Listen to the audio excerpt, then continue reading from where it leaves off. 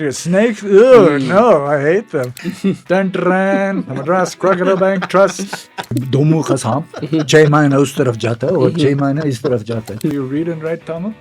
Amama, nalla theriyum. His poetry, tati tati tota, pinjare mein sota. I think there's a crocodile in the sea. No, how about 178 snake bites? Wow. Never get between an elephant and the wall. I'm not a foreigner, freak face. Surprising. That's an understatement, old chap. Hey, is that legal? Hello? Let's not... Rom's life story reads like an Indiana Jones movie script, with incredible adventures, life-threatening twists and turns, and of course, lots and lots of fun. The name Romulus Whitaker is synonymous with crocodiles, snakes, and Irulas.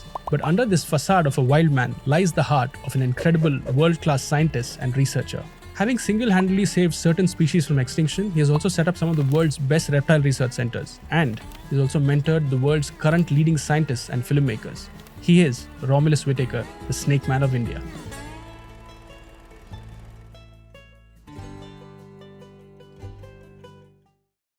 So, Ram, you have been known as a Snake Man of India, and when I was reading your recent book, I figured that you are actually allergic to venom and also hypersensitive to anti-venom.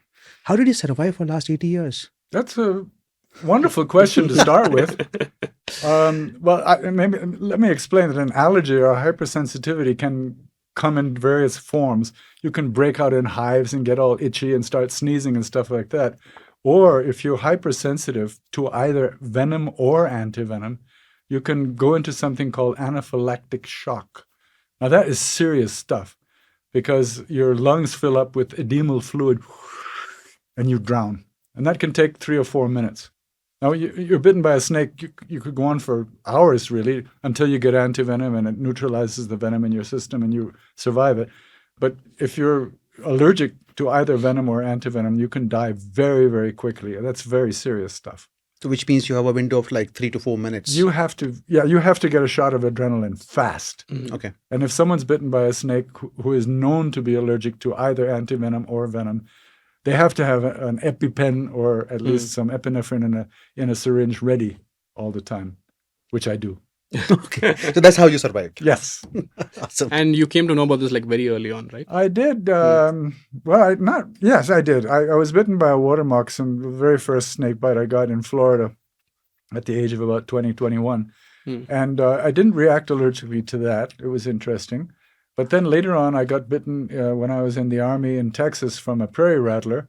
And I started getting some sort of strange tightness in the throat and stuff. So there was a bit of an allergic reaction. Then I got antivenom for that, 5 vials of antivenom, and I broke out in hives. And I was just itching. I was going crazy. And they gave me cortisone and epinephrine and all sorts of stuff to control the... And that's when the doctor told me, look, boy, you are allergic to both venom and antivenom. Be very careful. Don't get bitten again. So I went and got bitten again. And that one I didn't get antivenom for because in my wisdom, I said I don't need the antivenom, and I almost died from that. I was a crazy kid, okay? I mean, but what was very interesting, I started sneezing and itching all over from that third snake bite that I had, a rattlesnake. And that's when I knew my allergy was pretty serious.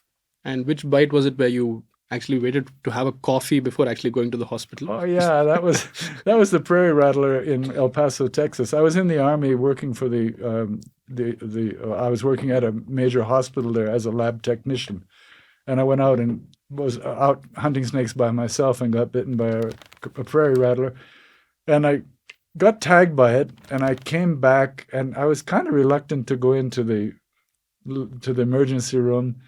I know it would be dramatic, and then I realized, yes, it's going to be very dramatic because my arm started looking like a balloon. It started swelling up.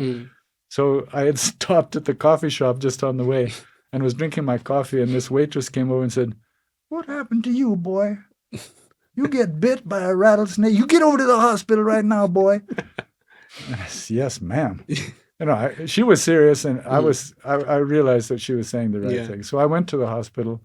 And sure enough, there was a lot of drama. Yeah. And I was hospitalized for 3 weeks, and I got all the anti-venom and had my allergic reaction and all that. So it was all... But you still insisted to finish the coffee before going to the hospital. Well, I had to. I paid $1.50 for this thing. I mean, come on. I was a poor army boy. I was making, what, $100 a month or something. So anyway, yeah, I finished my coffee. So you were 22 when that happened, but your first snake was about like 4 years old, right? That's the first time you saw... Oh, yeah. When I was catching snakes, I was literally 4 or 5 years old. So what kind of snakes were you catching? These were, well, luckily, and my mother knew it, we were living in a part of New York State, northern New York State, where there are no venomous snakes. And she knew it, and I didn't have a clue. Venomous. So the first snake that I caught and brought home was a milk snake. That's a non-venomous, very beautiful little snake. I had the weirdest mother in the world. I mean, truly. She said, when I brought it to the house, what did she say? What can you guess she said? She said, wow, how beautiful. That probably changed my mind, and like nothing else could ever change a kid's mind. Yeah. If she had said, get that bloody thing out of here, you know, I would probably be saying, to this day, I'd be sitting here, snakes? Ugh, no, I hate them. But instead, I love them. I mean, what a change a mother can make just by a couple of words, you know? Yeah, I think her sister also loved snakes, boiled it. Yes, that was part of it. I mean, that was part of her easygoingness about it. The fact that she knew there were no venomous snakes there, and the fact that her sister did have a habit of catching non-venomous snakes and bringing them home. So yeah, that was. Are you carrying one right now? Yeah, I was thinking of bringing one for this. But. So you had a lot of books about snakes when you were very young, and my mother bought me something called the Boy's Book of Snakes. She immediately saw that. Look, a kid is fascinated by creepy crawlies. I don't think there's any kid in the world who's not. I mean, they're down at the level of creepy crawlies, okay? They're walking on the floor, they see an ant or a beetle and walking it along, you know. Yeah. It's fascinating. Oh, there's a moth right now.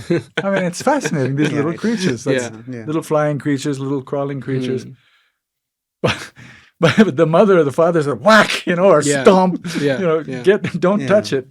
And that's it. That's it for them. Yeah. So I was so lucky in having a mother who was, you know, interested in both her sister, and I remember my grandfather used to tell me, see, there's the black ants and there's the red ants, and they're going to have a fight. I said, a fight, you know. So I got down there. You're like eagerly waiting for that fight to happen. Yeah, I was waiting for this big ant battle to happen. And then, of course, I went to the museum, the Natural History Museum in New York with my mother. And what a museum. Wow. Dinosaurs, huge bone. You know, when you're a little kid, these bones, even if as an adult, they're huge. But as a little kid, they're monstrous, massive things. And your mind by that at that time is so full of wonderful sort of imagery. And nowadays you have Jurassic Park movies and stuff like. Can you imagine if we had it then? Wow. No, but I didn't need the movies then. I had enough of an imagination. And they're all reptiles. They're all good, cold-blooded, smooth, clean creatures, not these smelly mammals and birds. So we can say that your mother played a very, very important role in what you are today. A vital role. A vital role. She was just so amazing, really amazing. I think it's not all peaches, right? Because you did trouble her a bit with, you know, with your sneaky activities. I did, but, you know, you give her the credit of putting up with the stuff that I did. I mean, I remember one thing which was pretty embarrassing for the whole family, for her and her sister. I put a snake in the glove compartment, and when my aunt drove to the post office and she opened up the glove compartment to get her checkbook out, there was this bloody snake, and imagine her freaking out. Her mother said, "Do not leave your snakes in the glove compartment." I mean, I'm sure she never beat me, but she certainly looked very strict and stern, and I'll never do that again. So I never did put a snake in a glove compartment. I just put it in her pillowcase instead. So coming back to authority, you were saying she was very strict at that point and that left a mark. So I think in military school you had like quite a negative this towards like authority. Anything organized, whether it was religion or military or anything organized, I had a distinct adversity to. And it was this school that I went to, this Lawrence School in Lovedale. I mean, now, of course, it's a very different school, but then it was still a military school. And they were they were monstrous as far as I was concerned. They used to beat us on the legs if we didn't make our bed properly and stuff like that. Right. You read the book, I've got some pretty horrendous Yeah, stories in yeah. there. And that certainly affected me. Mm. And when I got drafted into the army 20 years later, I was scared, revisiting, man. yeah. It was like Back to the theme take me life. back to to the my same childhood. You know, childhood, these sergeants. Those memories. Get out of there, get down, give me 20 push-ups. You know, wow, it was terrible. It was like a bad dream. You know, from 20 years ago. But you were fortunate that you spent only a couple of months in that school and you can go back to Bombay. That's right. yeah. I did. Mm. There's an interesting story there if you're interested in hearing it. My step-grandfather was Harindranath Chattopadhyay, and he's, to me, just a fantastic person because his poetry, his songs, he's very little sung about now, but some of his poetry, Tati Tati Tota, Pinjare Mein Sota, and Rail Gadi, Chuk Chuk Chuk Chuk, Beech Wale, Rok Rok Rok, Dhadak Dhadak, Lohi Ki Sadak. And this guy, Harindranath, was incredible. And he came to... Like Dr. Zeus. yeah, he was Yeah, like that, yeah. yes. He came to Lovedale to Lawrence School and recited a lot of poetry, of his own poetry, and Tagore's songs we sang. Koro boy boy bege chalitik chai mege ogone nao kani bahiu. All this kind of stuff. We learned all these songs, and for me to tell the kids that's my grandfather, I felt so good. But at the same time, when I went to see him, I probably was tearing up. And he was, to be honest with you, I don't remember this, but apparently the story goes, he saw me tearing up and he says, why, what's wrong? And my nickname was Breezy in those days. Yeah, we read it. So he says, so Breezy, what's wrong? And I said, this school is not good, not treating me good. Maybe I said that, maybe I didn't. But I said something and he said, we're taking you out of this school. I think your sister also called your mom and told about the whole incident. Yes, my sister somehow got on the phone. Yeah. In those days, it would have been a trunk call all the way to Yes. Bombay. Yeah. It must have been I was having a really hard time, very hard time. And I'm not sure if it was because I was the only white boy out of 500 boys, but that's a sort of little racist slur there. But I was definitely picked on. And what's interesting is negative stuff I've chucked away. I forgot all my negative stuff. Which I is have great. a wonderful positive view of the world. You know? it is so But great. that was very negative. And it was thanks to him that I left Lawrence School and came back home to Bombay, to good old Juhu Beach. And I was out of school for 9 months. Wow, can you imagine that? On Juhu Beach, no school. Yeah. And that's when you became an entrepreneur. You figured out how to make money. I did. If you I did. remember Mrs. Crombie. Crombie. Yeah. I do remember Mrs. Crumb. This was a very interesting beginning of my hunting career, actually. Yeah. She one day I was having some cookies at her house. She was a great baker, and I used to go over to her house. And she says, look at the floor. It's just full of bird shit all over the place. And I said, well, what's wrong? She says, well, the sparrows love to roost in these little rounds these were, in those days, asbestos cement roofs. Can you imagine that? And each little gap had a little sleeping space for a sparrow. For the sparrows, yeah. So I figured out a way of climbing up on a stepladder at night after they went to sleep and put one hand on one side and one hand on the other, grab them them like up. that and bring them down. And then I'd bring them to her and I say, now what? And she says, I'll show you what. And she grabs one and what?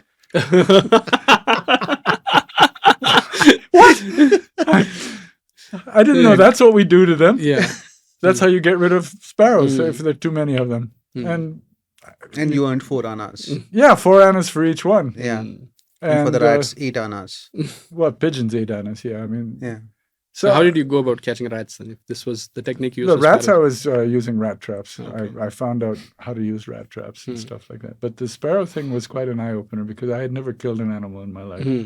And I think that probably evolved into what became my career in being a bird assassin. Today you bring up your kids to become bird watchers. And I wasn't brought up to be a bird assassin. I just generally evolved into it. But I forced my stepfather to buy me an air gun. And I said, I'll just do target practice. Of course, my targets were Pigeons. the birds. You had an investment in your business. No, I have a lot to be blamed for in this day and age, especially something you won't want to tell kids to emulate. But what it did was it brought me into nature. in a strange way. It's much better to bring children into nature by photography or just by out there showing them what to do. But there was no one to do that for me then, and I did it myself. I read Jim Corbett books, and when I stalked doves, which I was going to eat, by the way, I wasn't just going to throw them away. I wasn't stalking a dove. I was stalking a tiger or a leopard, something really dangerous. On my hands and knees, along and in, and I became a very good shot. And that interestingly evolved into so-called science, which I say so-called because I never considered myself a scientist, and I still don't. But in a way I was, because I went to a place called Shambhaganur. There's a museum down below Kodaikanal on the Ghat Road there at Sacred Heart College. And I was wandering around the museum just fascinated at all these exhibits of mounted birds and mounted animals. And one of the brothers there, Brother Daniel, said... Father Tanner. I used to call him Father Tanner because he used to tan stuff, and he said, "I'm not a tanner, and I'm not a father. Father is a brother." I'm a brother. He didn't say God, but you could say he's sick of this kid. But what he did was he encouraged me. He said, "Would you like to learn how to skin birds?" Yeah. And I said, "God, I'd love to. It just sounded like such an interesting thing to do." So the next, probably laughing thrush or something Crested, that I shot, maybe a bulbul, something that I shot. It's probably written in the something. book. Yeah, it's there in the book. I did read about it. The next one I shot, I took down there, and he showed me how to skin a bird, how to peel the skin off the top of the head, slice open the brain so you scoop the brain out and then put it back on again, how to put arsenic soap on a bit of cotton wool and stuff the skin and so make a specimen which can be kept in a jar, not in a jar, in a drawer, along with the other bird specimens. Later on, he showed me actually how to do a bit of taxidermy and how to make the bird skin, look alive. Sit there and put little tiny pieces of glass. Yeah, it's an art, right? It's like it's an incredible art. And I never really learned very well, but at least I got the bug to do that. And later on, the story goes, when I went to Mysore and stuff, I did it on a more professional level. So I wasn't just killing birds for fun. No. Science. I wasn't hunting for fun. Well, I was. But no, I had the hunter's itch. I hate to say it, but I think it's a male thing that we like to hunt. Yeah. And when we say hunter-gatherer, I hate to be misogynistic. I mean, I've never been and I never want to be, but it's the man who's hunting and the woman who's gathering. And then, of course, that's turned over by finding archaeological evidence that no, in fact, women were very much hunters. And they used spears and bows and arrows and everything. Okay, I'm fine with that. But the fact is that I had this hunting instinct, a real strong hunting instinct. And I believe it is, and I know it is, what brought me into nature. And it's not something to be recommended today. There are not enough animals around left for people to go out and shoot everything. Or to even, hunting can be done in a controlled way, the way it is in many countries in the world. But I'd much prefer that people go out with a camera and, do things a little bit more gentle and get involved in nature that way. Yeah. So your first episode with the spectacled cobra was in Bombay, the snake charmer, if you recall, and there was like a show which was done at one of your friends' place, one of the birthday parties, if I'm not wrong. Yeah. Well, that was interesting because, I mean, the first people I've really ever communicated with in India about snakes were snake charmers, and these guys are pakka chores. I mean, and pakka jhoot they had nothing but lies, one after the other. Ye domo wala, ye domo ka saap, 6 mahine us taraf jata hai aur 6 mahine is taraf jata hai. Haan, sachi. Aur ye moochi wala hai na, bahut purana wala hai. You'll have to explain that. They had actually you'll have to explain stuffed that, a bloody mustache into a cobra and said it's an old cobra. I mean, give me a break. So I saw through a lot of these stories and I said, oh, come on. I mean, but at least they had snakes and I was watching them. Yeah. And then they brought the cobra out and started playing the flute. And sure enough, the cobra was dancing. But I had already read in the book that snakes are deaf. So how is this happening, And then I slowly but surely, my tiny brain, which has not grown much since then, but, I realized that the snake was following the movement of the flute, and the flute was charming the audience, So it's an audience charmer, not a snake charmer. Correct. And, more rupees would be shelled out for the more dramatic dance that the cobra does. He keep poking it and making the poor snake sit up, and the snake has had it, man. Yeah. Just leave me alone. Trying to get back into the basket. No.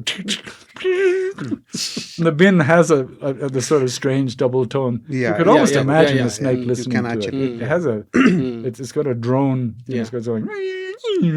Yeah.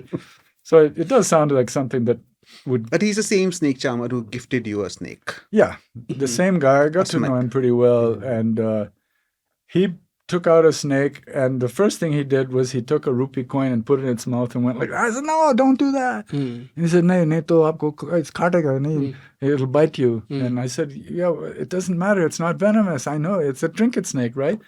And he said, I don't know your English names, but anyway, you can have it. It's as a gift. But I had already made sure he got well paid at these birthday parties and stuff like that. So I was encouraging him to come for every birthday party. But so the first pet snake I had, I didn't keep it very long actually, and I was having a hard time finding food for it and all that, so I let it go. But it was the first pet snake I ever had. Yeah. So he did give you a lot of stories about what you just said. ये दो मुका snake है, 6 महीने इधर जाता है, 6 महीने उधर जाता है.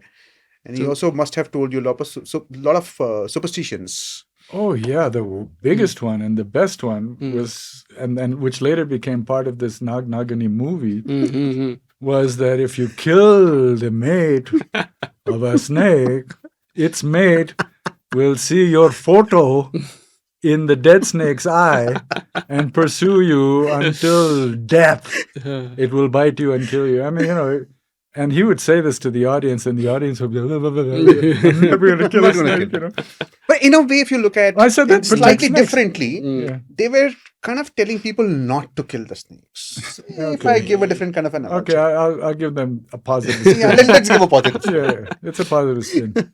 But it became even funnier because there was someone wrote a story about an English woman who said to the Mali, the gardener, to kill that snake. And the Mali said, no, I won't. So the English woman kills the snake. And then she packs her trunk up and goes back to England. On the ship, she opens the trunk. And guess who's there? The snake's mate is there and bites her and kills her. Surprise. So the story wasn't just for our locals. It was for the English community as well. That's so funny. Also the jewels on their head. No, but this isn't going way back either. I can remember I was living in a place called Gaimukh Bandar outside of Bombay where I had a small venom lab. And I was driving along and I saw these guys all crowded around something burning on the side, and I kind of knew what it was. So I stopped and I saw these guys were speaking Marathi, and I know very little Marathi, but they know a bit of Hindi. So I was saying, what do you do?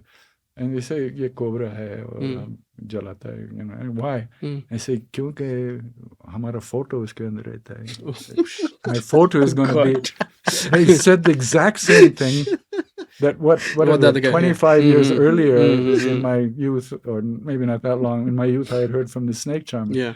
So it's an extensive belief all over that your photo is going to be in this snake's eye. And how, in a way, how marvelously sensible it is, that the snake's photos, your photo stays there. The person that it last sees is the person who kills it. It's kind of it's horrible actually. Good. Speaking about cobras, I think you caught your first venomous snake was like a Russell's viper, right? Which you knew, but you still took the chance to. I did. Okay. We were at a lake called Berjam Lake, a very famous lake in Kodaikanal. Anyone who goes to Kodaikanal has to go to Berjam Lake. It's a beautiful lake.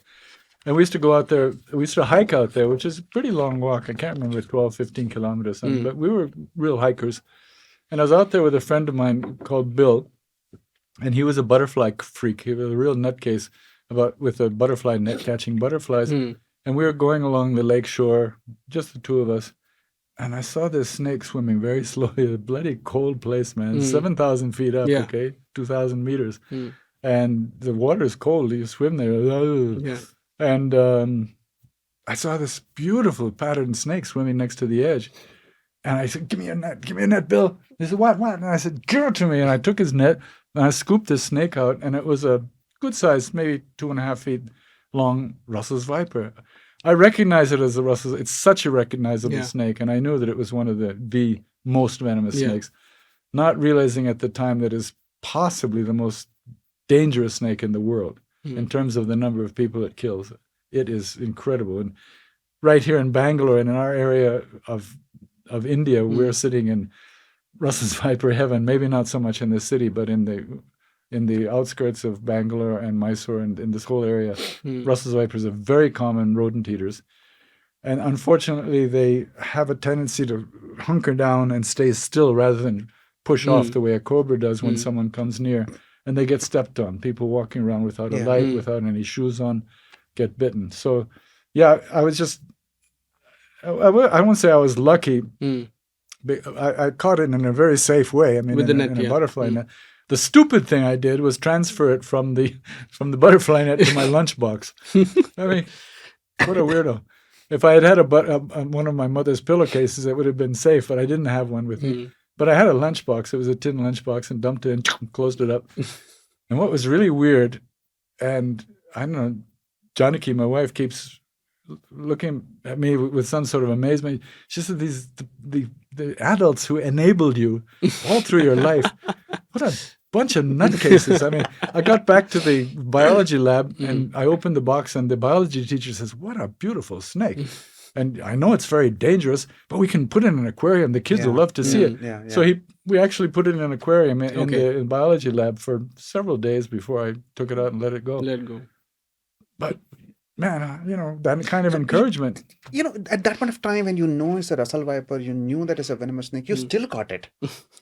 Weren't you worried that it might bite you? That thought didn't come in your head at all. I don't think so. It didn't come. I was being very careful. You're very careful transferring from the net to the different box and then I wrote something about the god of idiots in this book. There's a god up there who looks over idiots like me. For sure. Okay, so I do have a question here is that when you see a snake, so how do you identify it's a venomous or non-venomous? Is there a way to figure it out? You have to know the species. It's not that easy to pick it out. If we're just talking about India, we've got 350 odd species of snakes in India, and 60 of them do have venom sufficient to kill a human being, and 15 of them have actually caused human fatalities. But that's 15 out of 350. And 4 species, or 4 groups, are the only ones who cause the vast majority of snakebite death. So we can easily identify pigeons, crows, sparrows, mynas. Birds like that are easy to identify. So it's not that difficult for people to, if they at least get a good look at it, to identify cobra, crate, Russell's viper, and saw-scale viper. That's what I keep telling people. I say, but when do you get a good chance to look at it? Usually it goes zip, zip, or it's at night or something like that. They've got a good argument there too. So I just think that people have to take more interest in something that could be life-threatening, especially if you're living in a rural area and you have the ability to teach people, to show people photographs, to show people videos, movies and stuff, and to give them pamphlets or posters or whatever, so that people realize what the venomous snakes are. And you're doing a great service to snakes too, because then they won't kill every bloody snake that they see, thinking, it's a sample. I mean, I've been in so many villages. The thing that I hear living in the village, I lived all my life in villages. When I hear the scream, stop, that's a signal for Rom Whitaker to come running to the rescue. I mean, God, how many snakes I've rescued, and usually it's some rat snake or water snake or some totally harmless snake. And I can remember one case, for example, this kid was bitten by a snake, and he's lying there, froth coming from the mouth, and the people are all around. He says, "Oh, mar jayega," like this. And I said, so where's the snake? And they show me a dead water snake that has just been. So I said, sit him up. And they sit him up, and he's sort of half coming to, and I went, what? Across the face. The people are looking at me as though I'm bloody out of my mind, man. You whacked our kid who's about to die. And the kid's, Kauga, And I say, you've been bitten by a bloody non-venomous snake, man. Anyway. Crazy. So, but you had like an extra ability to identify the snakes, and that is to do because you were colorblind and you could identify the shapes better. Yeah, You could color see the snakes blindness better. can be a problem. You can't see blood that easily. I found that out. But you were colorblind from birth. Yeah, it's a red-green color blindness. It's very common. And probably one of us one male in this room probably has it. Okay. Or at least one does. But it's a very common color blindness. It seems that I'm not sure if I'm right, but I think that I can detect movement and shape better than most people. normal non-colorblind people. I can see vine snakes and stuff, which are almost invisible to people. Chameleons, for example. I don't know. We should do a scientific test. This is just my I think my theory about how great I am. One more theory. One more theory. So among all the snake pets that you had, you also had the very large python. Yeah. And you also sneaked it into your dorm in your school. That's quite a story, because what school today would... In fact, well, they didn't really allow it. Yeah. That's true. When you were reading it, I think They had an idea that you had a python, or they just didn't know. They just did ignored eventually it. find out. Eventually, about they it. found out. But by that time, they had it there for two successive Wow. sessions in school, and I took it home by train Incredible. all the way to Bombay and then all the way back again. So what's the logistics of like bringing a snake? Oh, that into was the easy. school? You just put it in a knapsack. I mean, that's the wonderful thing about snakes. You can keep them for weeks without feeding them, especially in cold weather up there. I got a regular supply of rats because I knew where to catch them. There was a garbage pit Kitchen or behind something. the kitchen, and I just set rat traps there. And he wouldn't eat on cold days anyway, so Right. I'd have to wait to warm him up. On Sundays, we all sort of laid our bedspreads out and sort of soaked up the sun, on Sunday afternoons. But what about your friends? They weren't curious Yeah, there were about a couple of friends, but who knew about it, but they wouldn't tell. The ladies that I was worried about were the ladies who cleaned the rooms. Yeah. And I They'll just try to told pick them, up a bag, yeah. yeah, well, no, but by that time it was living in a trunk had holes in it underneath the bed. And I said, don't touch that trunk. It's my personal stuff. Just leave it, okay? on command of... And these were poor sweeper ladies. I Yeah. mean, they were very sweet people, and they didn't touch it. And one Luckily. day, that python went missing. Well, the python went missing. If it had happened in school, it would have been a disaster. But what was even more of a disaster, it went missing in our apartment on Kambala Hill in the middle of Bombay. And that was scary because... And you went knocking on everybody's Well, door. I was worried that they would, kill it, basically. And I went... I think there was 4 floors in this apartment building, and I went to each floor and knocked on the door, and I said, very sweetly, of course, my pet seems to be missing. Pet. If you happen to see it, what, a little doggy or a pussycat? I said, no, it's a smallish python.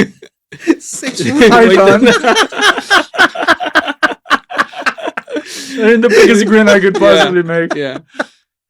I'm sure it took like a second for them to process what you said. Yeah, they processed it. I mean, fantastic. Only one guy in the entire block was really pissed off. And he said, yeah, I'll call the police.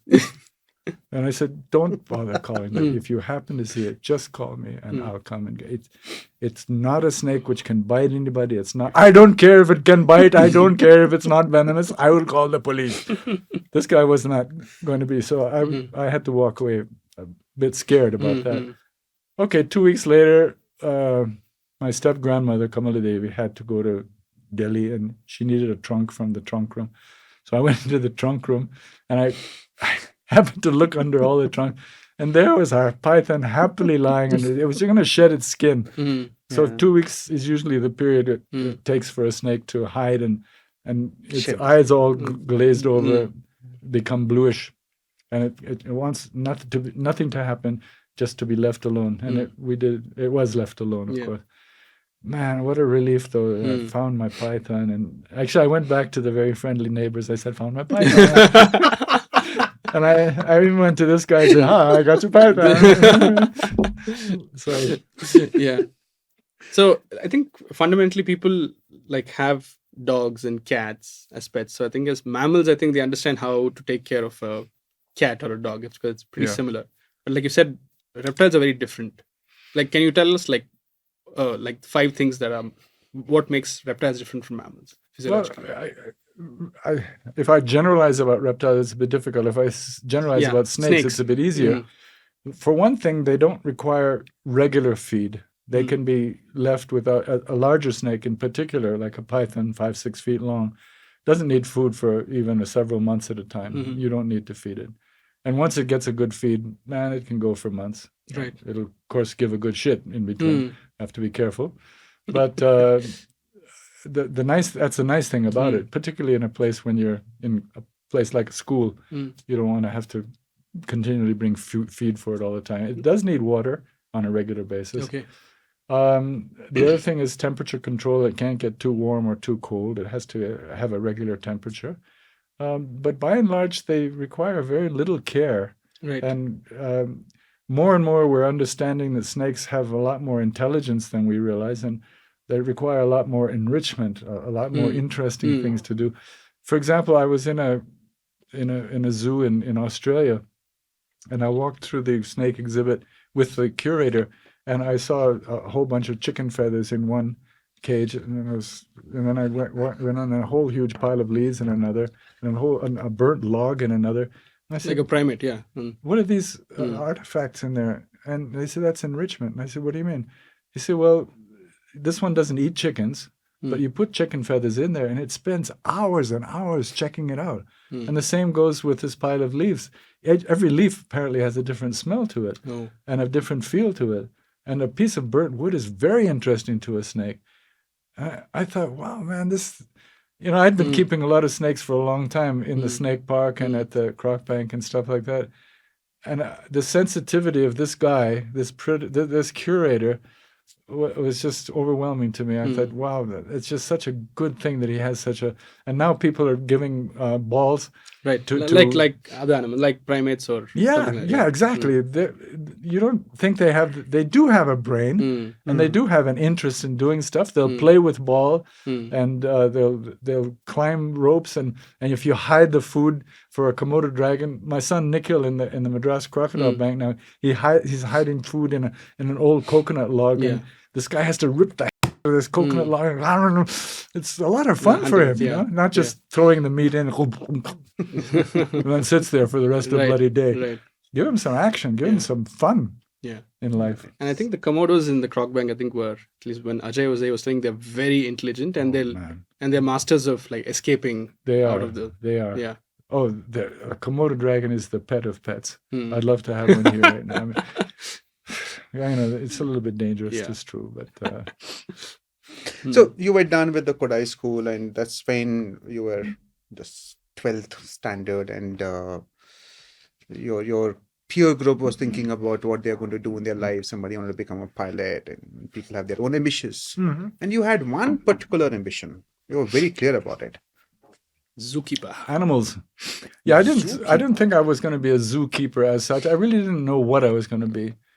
And when I saw the odds of what you could study in college, I found a course called Wildlife Management. This is 1960, okay? We're talking a long, long time ago.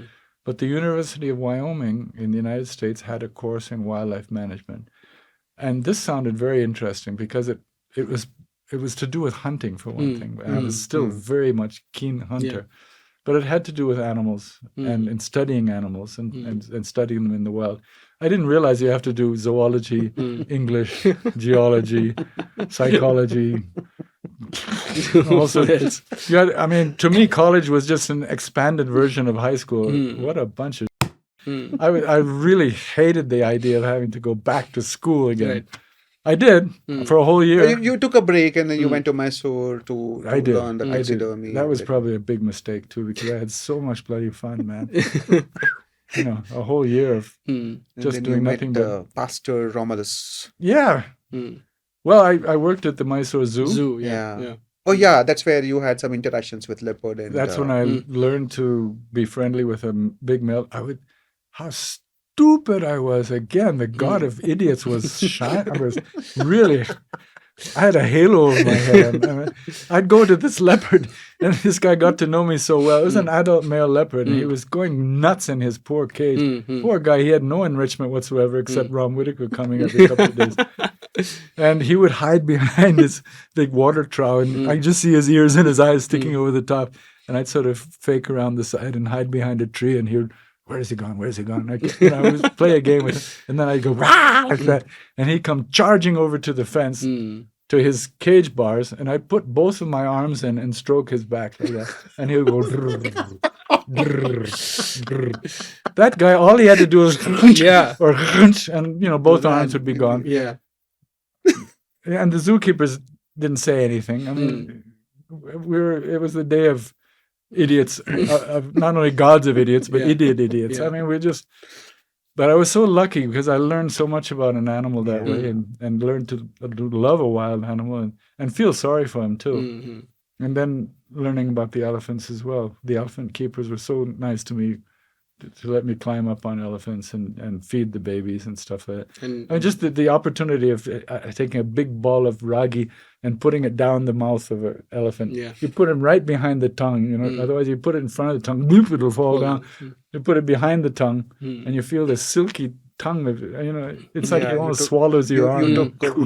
It's one of the girls also to feed. Yeah. I had a short-term girlfriend who taught her how to feed elephants. Then her father found out.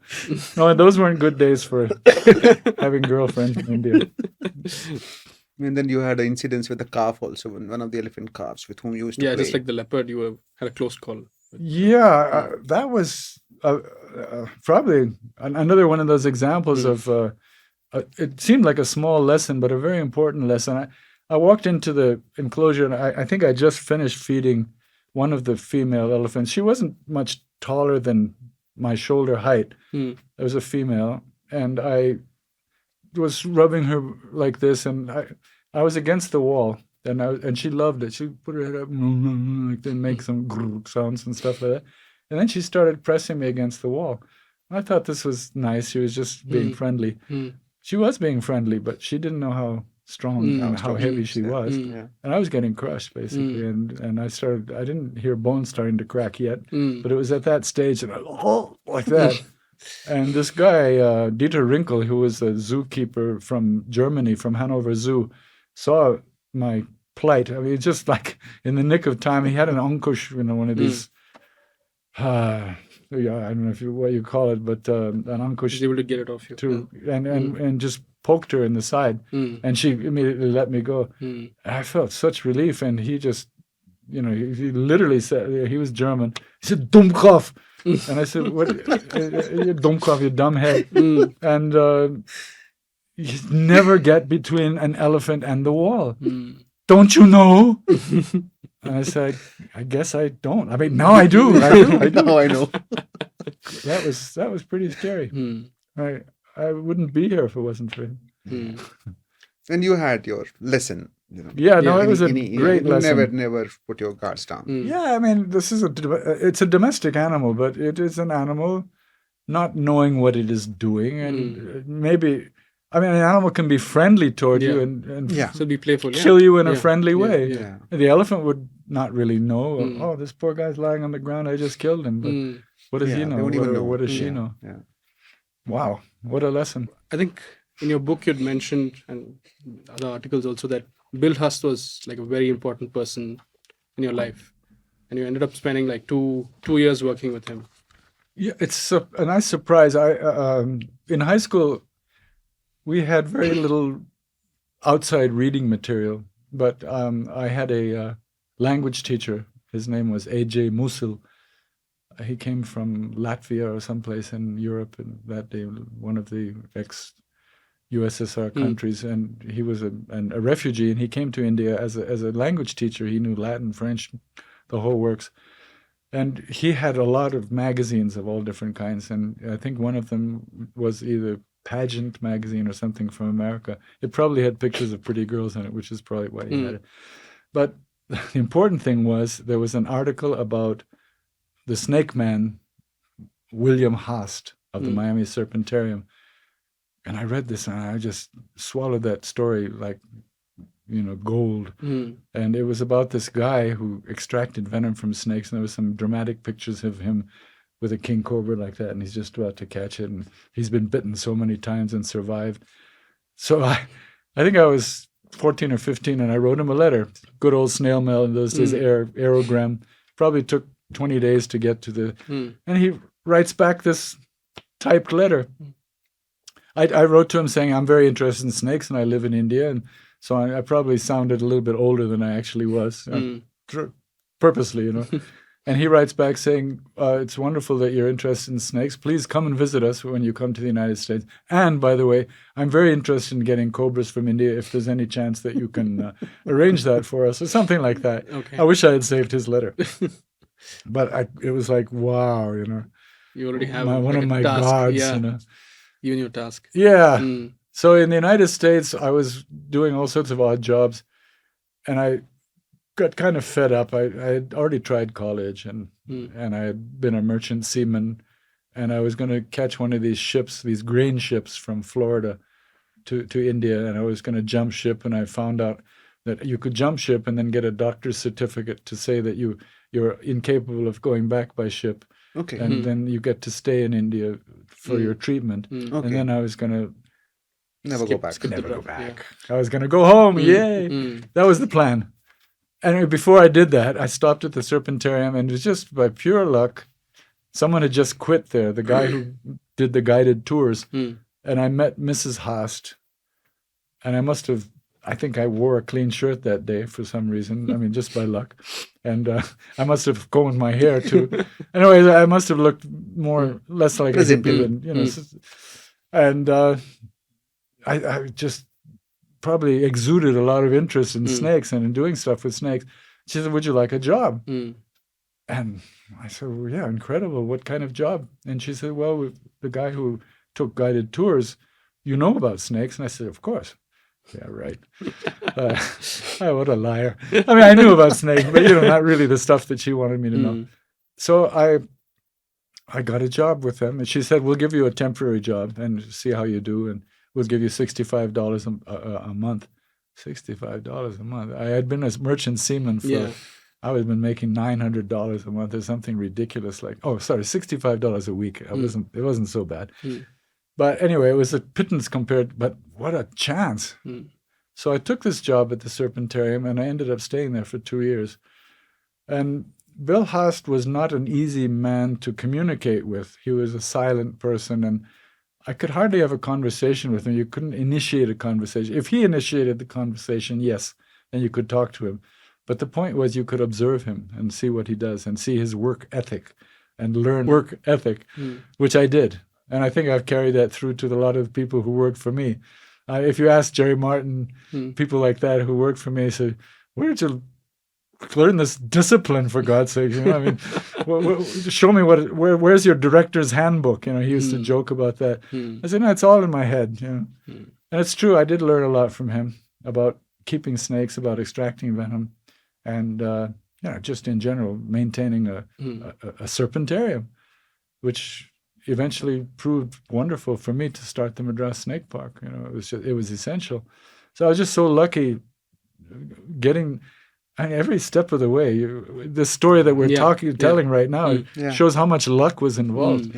It wasn't that I was such a great snake handler or anything else, but it was just the opportunistic moment that someone had quit, and it was time for Ram Whitaker to take that job. So okay, I'll accept it. Did he have a guru?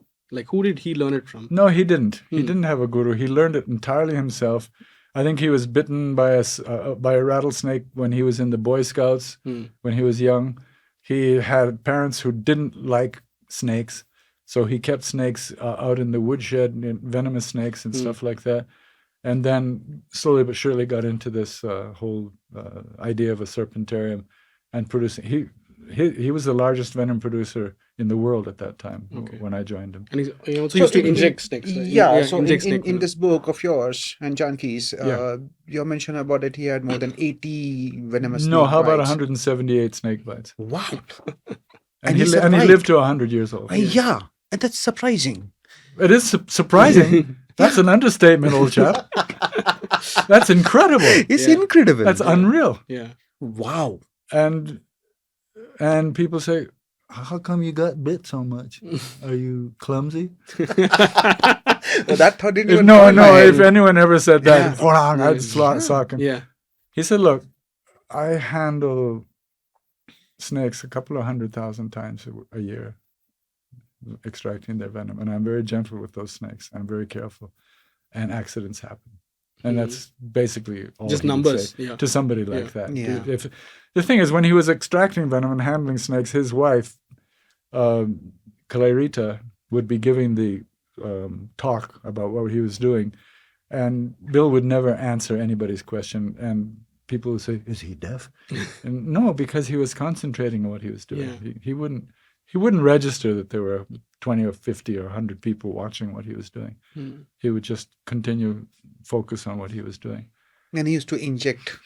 Yes, that was a very important part of what he was doing. He was injecting micro doses of cobra, coral snake, and crate venoms into his system.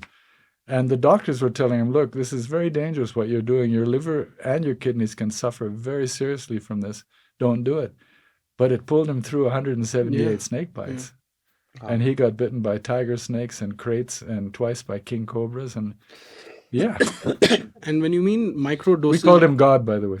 He Oh, was a god obviously. in that way. Yeah. So when you mean micro doses, like even a couple of drops of venom is deadly. So Yeah, what is what he microdose? did was gradually build up the dosage. It's the same with the immunization of horses to make horse serum. They start out with dilutions of up to 1 to 20,000 of certain venoms, and then build it up to the point where a horse is getting a fairly lethal dose of venom, but it's perfectly strong. I mean, it's the resistance that it has, that the antibody to have to the venom, to the antigens of the venom, is so high that that's how antivenom is made. Yeah.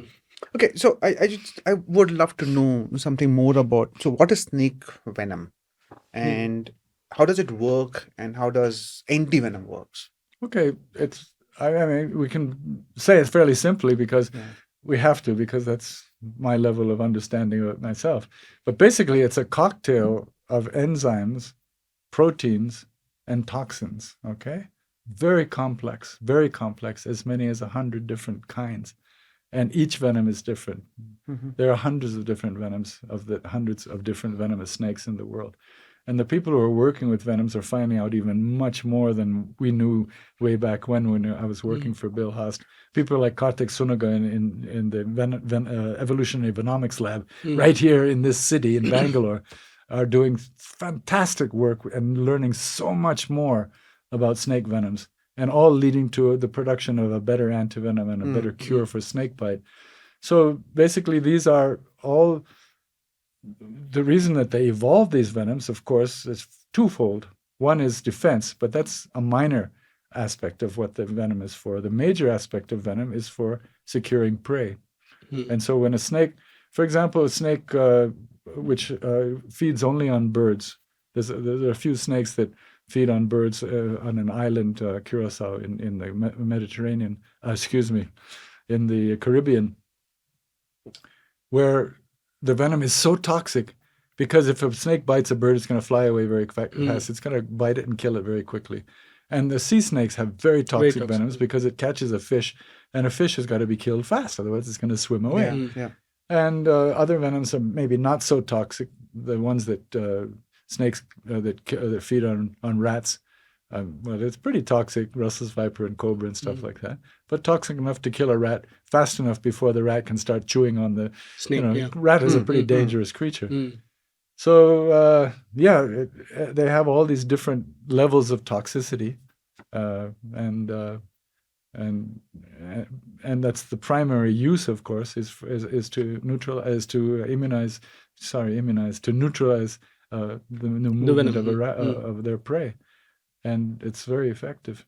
Unfortunately, when they bite a human, it can cause disastrous effects. And if it's not systemic, it can still cause very drastic local effects, and swelling, and something called necrosis, which is dry gangrene. And that can be horrendous. And we complicate it by doing all sorts of weird treatments, by cutting and sucking and putting tourniquets and all sorts of weird stuff which is all One of the snake bites, you had a dry gangrene.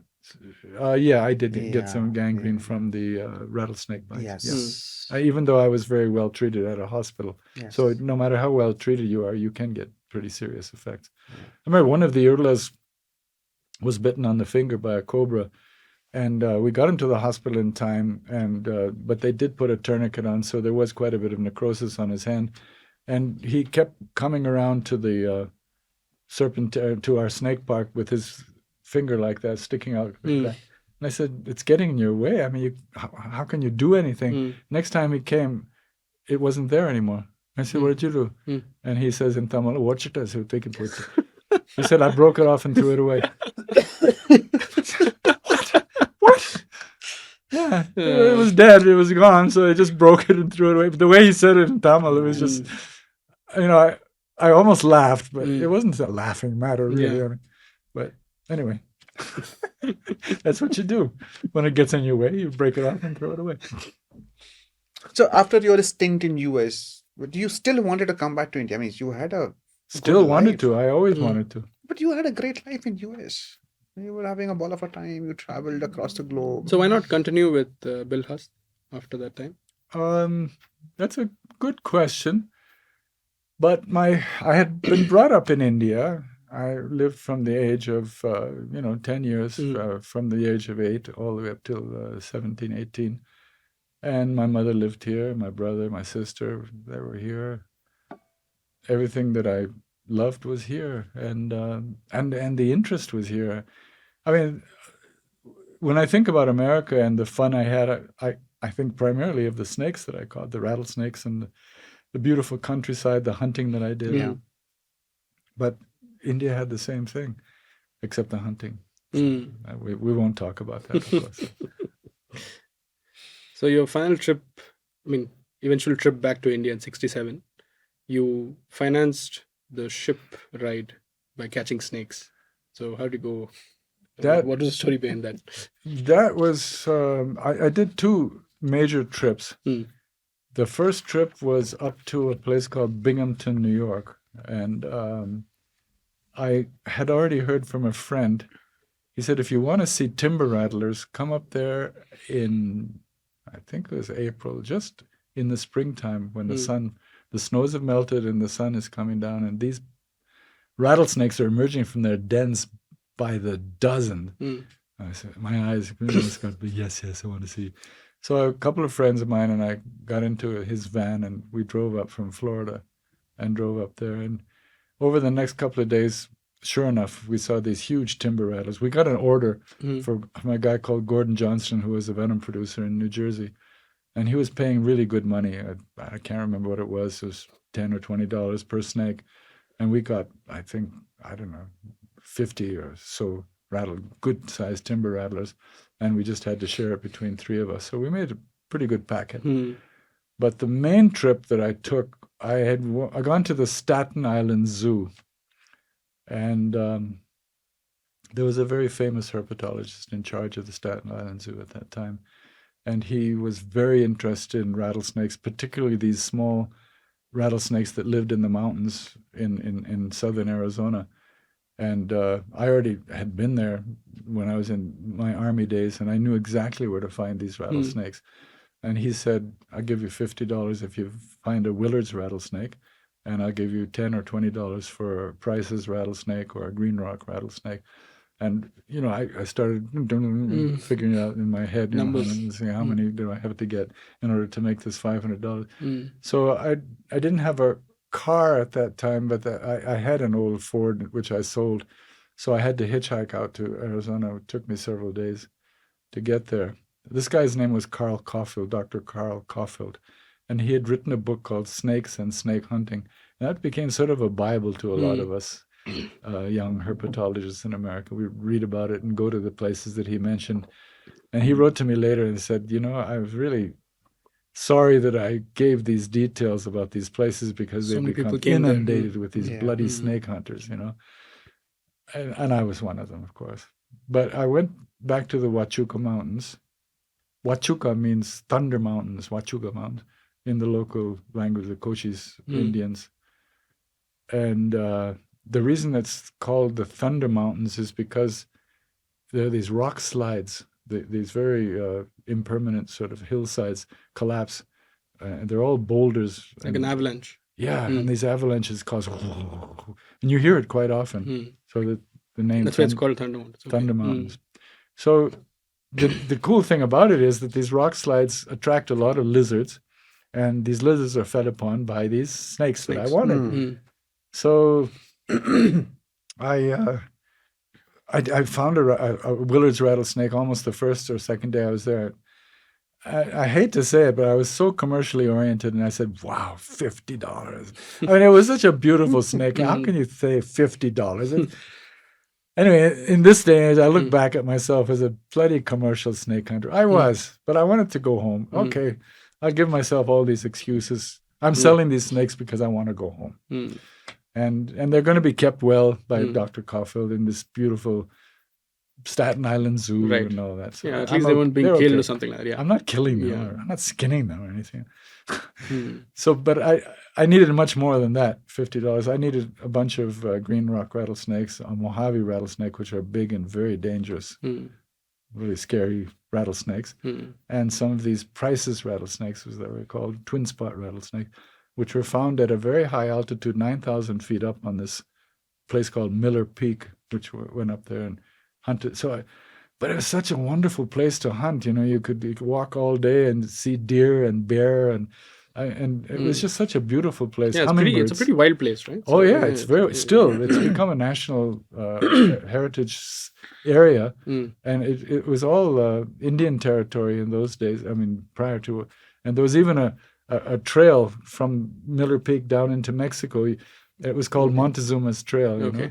And that's pretty well known, mysterious, And I just remember the sun going down, and the shadow of the mountain that I was sitting on goes down into Mexico, and I'm watching the shadow, and it just felt so good being up there. But the risky part was I could always get bitten, and man, I mean, I always say, and inevitably people say, "So how many times you been bit?" And I'm always reluctant to say, about 6 times. Well, actually, I've been bitten hundreds of times by non-venomous snakes. I mean, there's no end to it. Pick up a water snake and you're going to get bit for sure. There's no way out of it. But venomous snakes, only 6. It's pretty cool, actually. But it's still stupid. So I was... I don't know, you can read all about it in the book, but I can tell you about it too.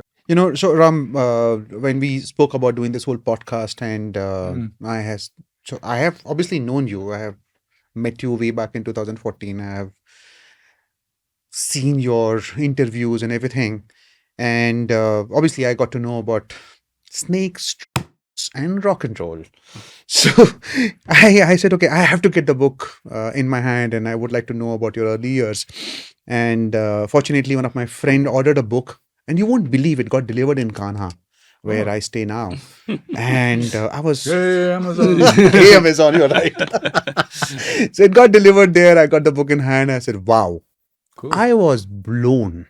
I spent last 5 days reading this book, and you won't believe, okay? You will see the number of places. Wow. I have picked out every possible thing. So basically today, I would say that with regard to this book, I'm like an encyclopedia on this book. Well, okay. That's the kind of study which I have done. So let's talk about this book now. You're hired. Okay, just give me the backstory. How did this book happen? And I also would like to know about how you met up with Janki and... Well, the idea of writing a memoir or an autobiography in some is kind of daunting. For one thing, I've written a lot of stories and told more stories than I've written, and people are continually saying, well, write it down, put it in a book. And it just seemed like a big effort. So 5 years ago, or more than that now, 6 years ago, Janaki and I sort of embarked upon this idea of doing a book. And it started out doing a book. Then we got through sort of 350 pages of memoir. And she said, a book, boy. It's the books. The books. And so it's going to be a volume 2, which we're working on now, which is going to be from where this stops, 1967, up to about 1985. Yeah. Okay. And then the sort of third book, volume 3, is going to be from 1985 till today. Oh, nice. So, I would love to read those books before Yeah. it gets published.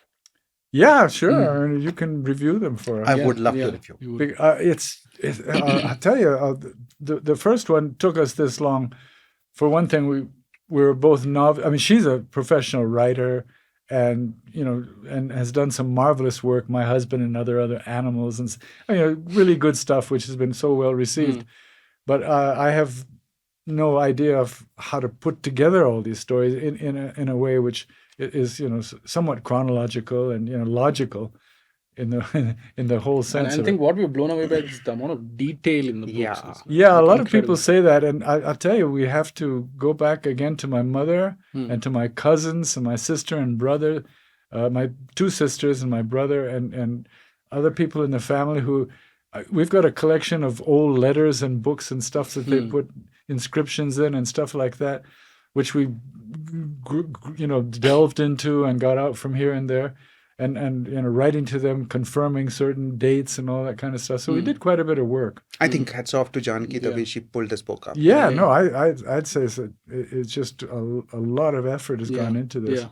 And the reviews and the people who are reacting, it's just so overwhelmingly fun and good to hear the reactions. It's wonderful. I think when we're doing our research, I think me and Saloni will be sitting and working on something, and then every 2 minutes they'll Rohit will be like buried in your book, and then he'll be like, oh, you have to listen to this, and then he'll give out one quote from your book and he'll burst out laughing. And he kept doing that like every 5 minutes we're working on something, and oh, you guys have to listen to this. And then that's what I'm happened telling you, last Ram, 2 I days. just didn't do anything in last couple of days. So my office is cribbing big time because that is the only thing which I did is reading this book and getting to know Ram's early years. Yeah. That's what I did and nothing else. That's the reason I was so confident that, I know Ram.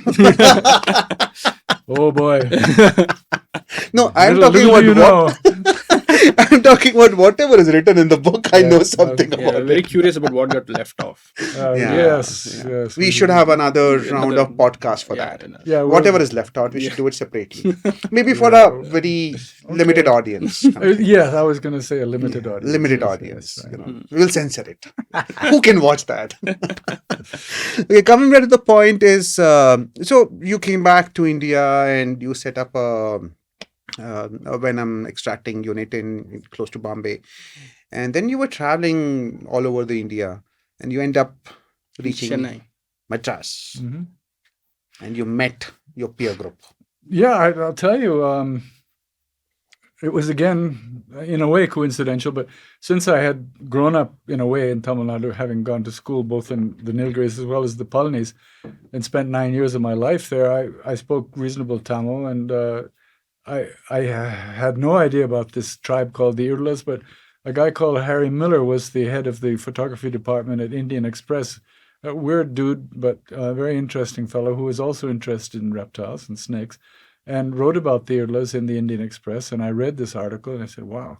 And I went down and met him. Turned out to be a very good friend who did a lot of supportive stuff to me because I've always been an avid photographer, and getting film in those days wasn't that easy. So, and he would get these 50-foot rolls of black and white Ilford film, and he would just say, yeah, here's a can of film. 50 feet of film. I mean, that's quite a few little cassettes. I had a darkroom at that time, and I just rolled up all these cassettes. So I was clicking everything, taking hundreds and thousands of pictures all the time.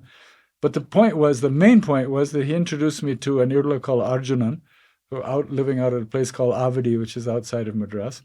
And I went out snake hunting with him, and man, talking about being blown away, I was watching him see little signs on the ground, and he would say, "Oru paambu inda pakkam poite, nalla paambu da."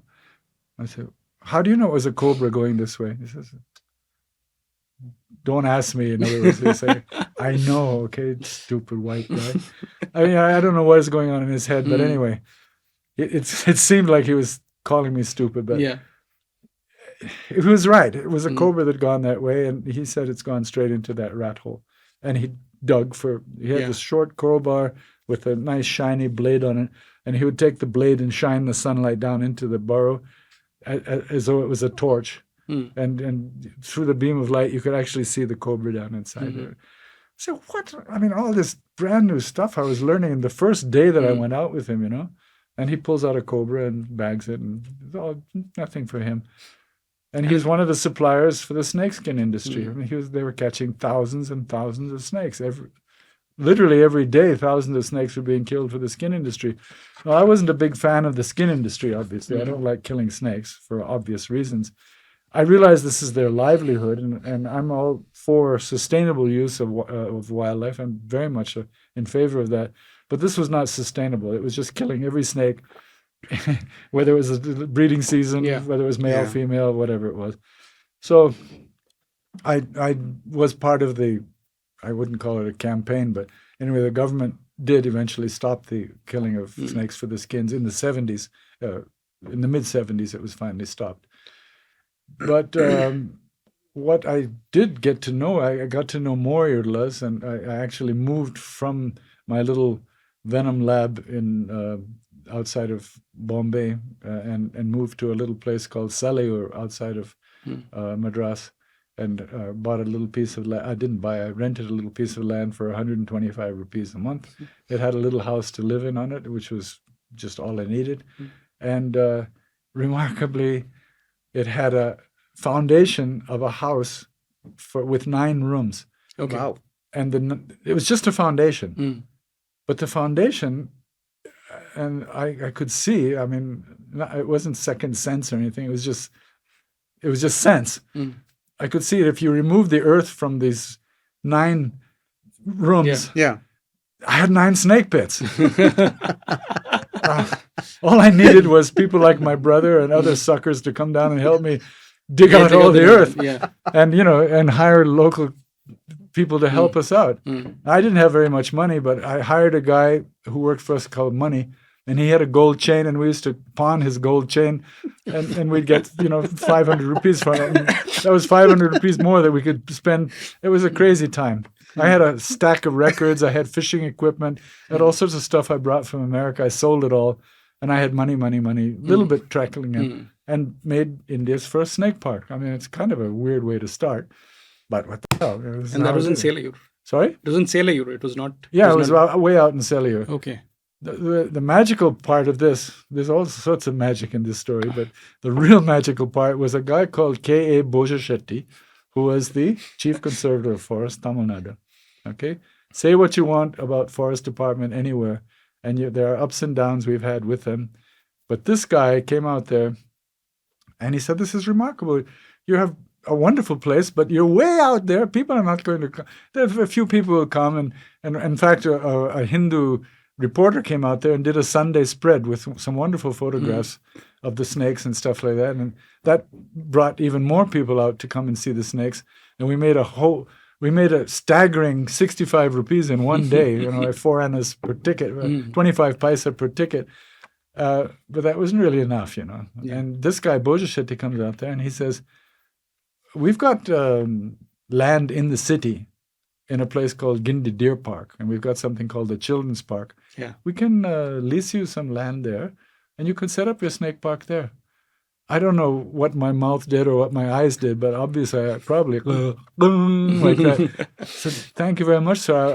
I'll come and check it out. And I went into town on my Jawa motorcycle, and went in, and they showed me around and at this children's park at Gindi Deer Park, which eventually became a national park.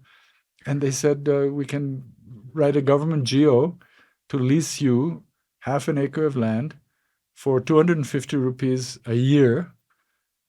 And I didn't say I was an American citizen. I still was in those days. Yeah. But hey, is that legal? I mean, hello? Let's not cut. No, but seriously, in those days, to give a half an acre of forest department land to a foreigner to set up a snake park was certainly not legal. But it was a government order, so that's legal, God.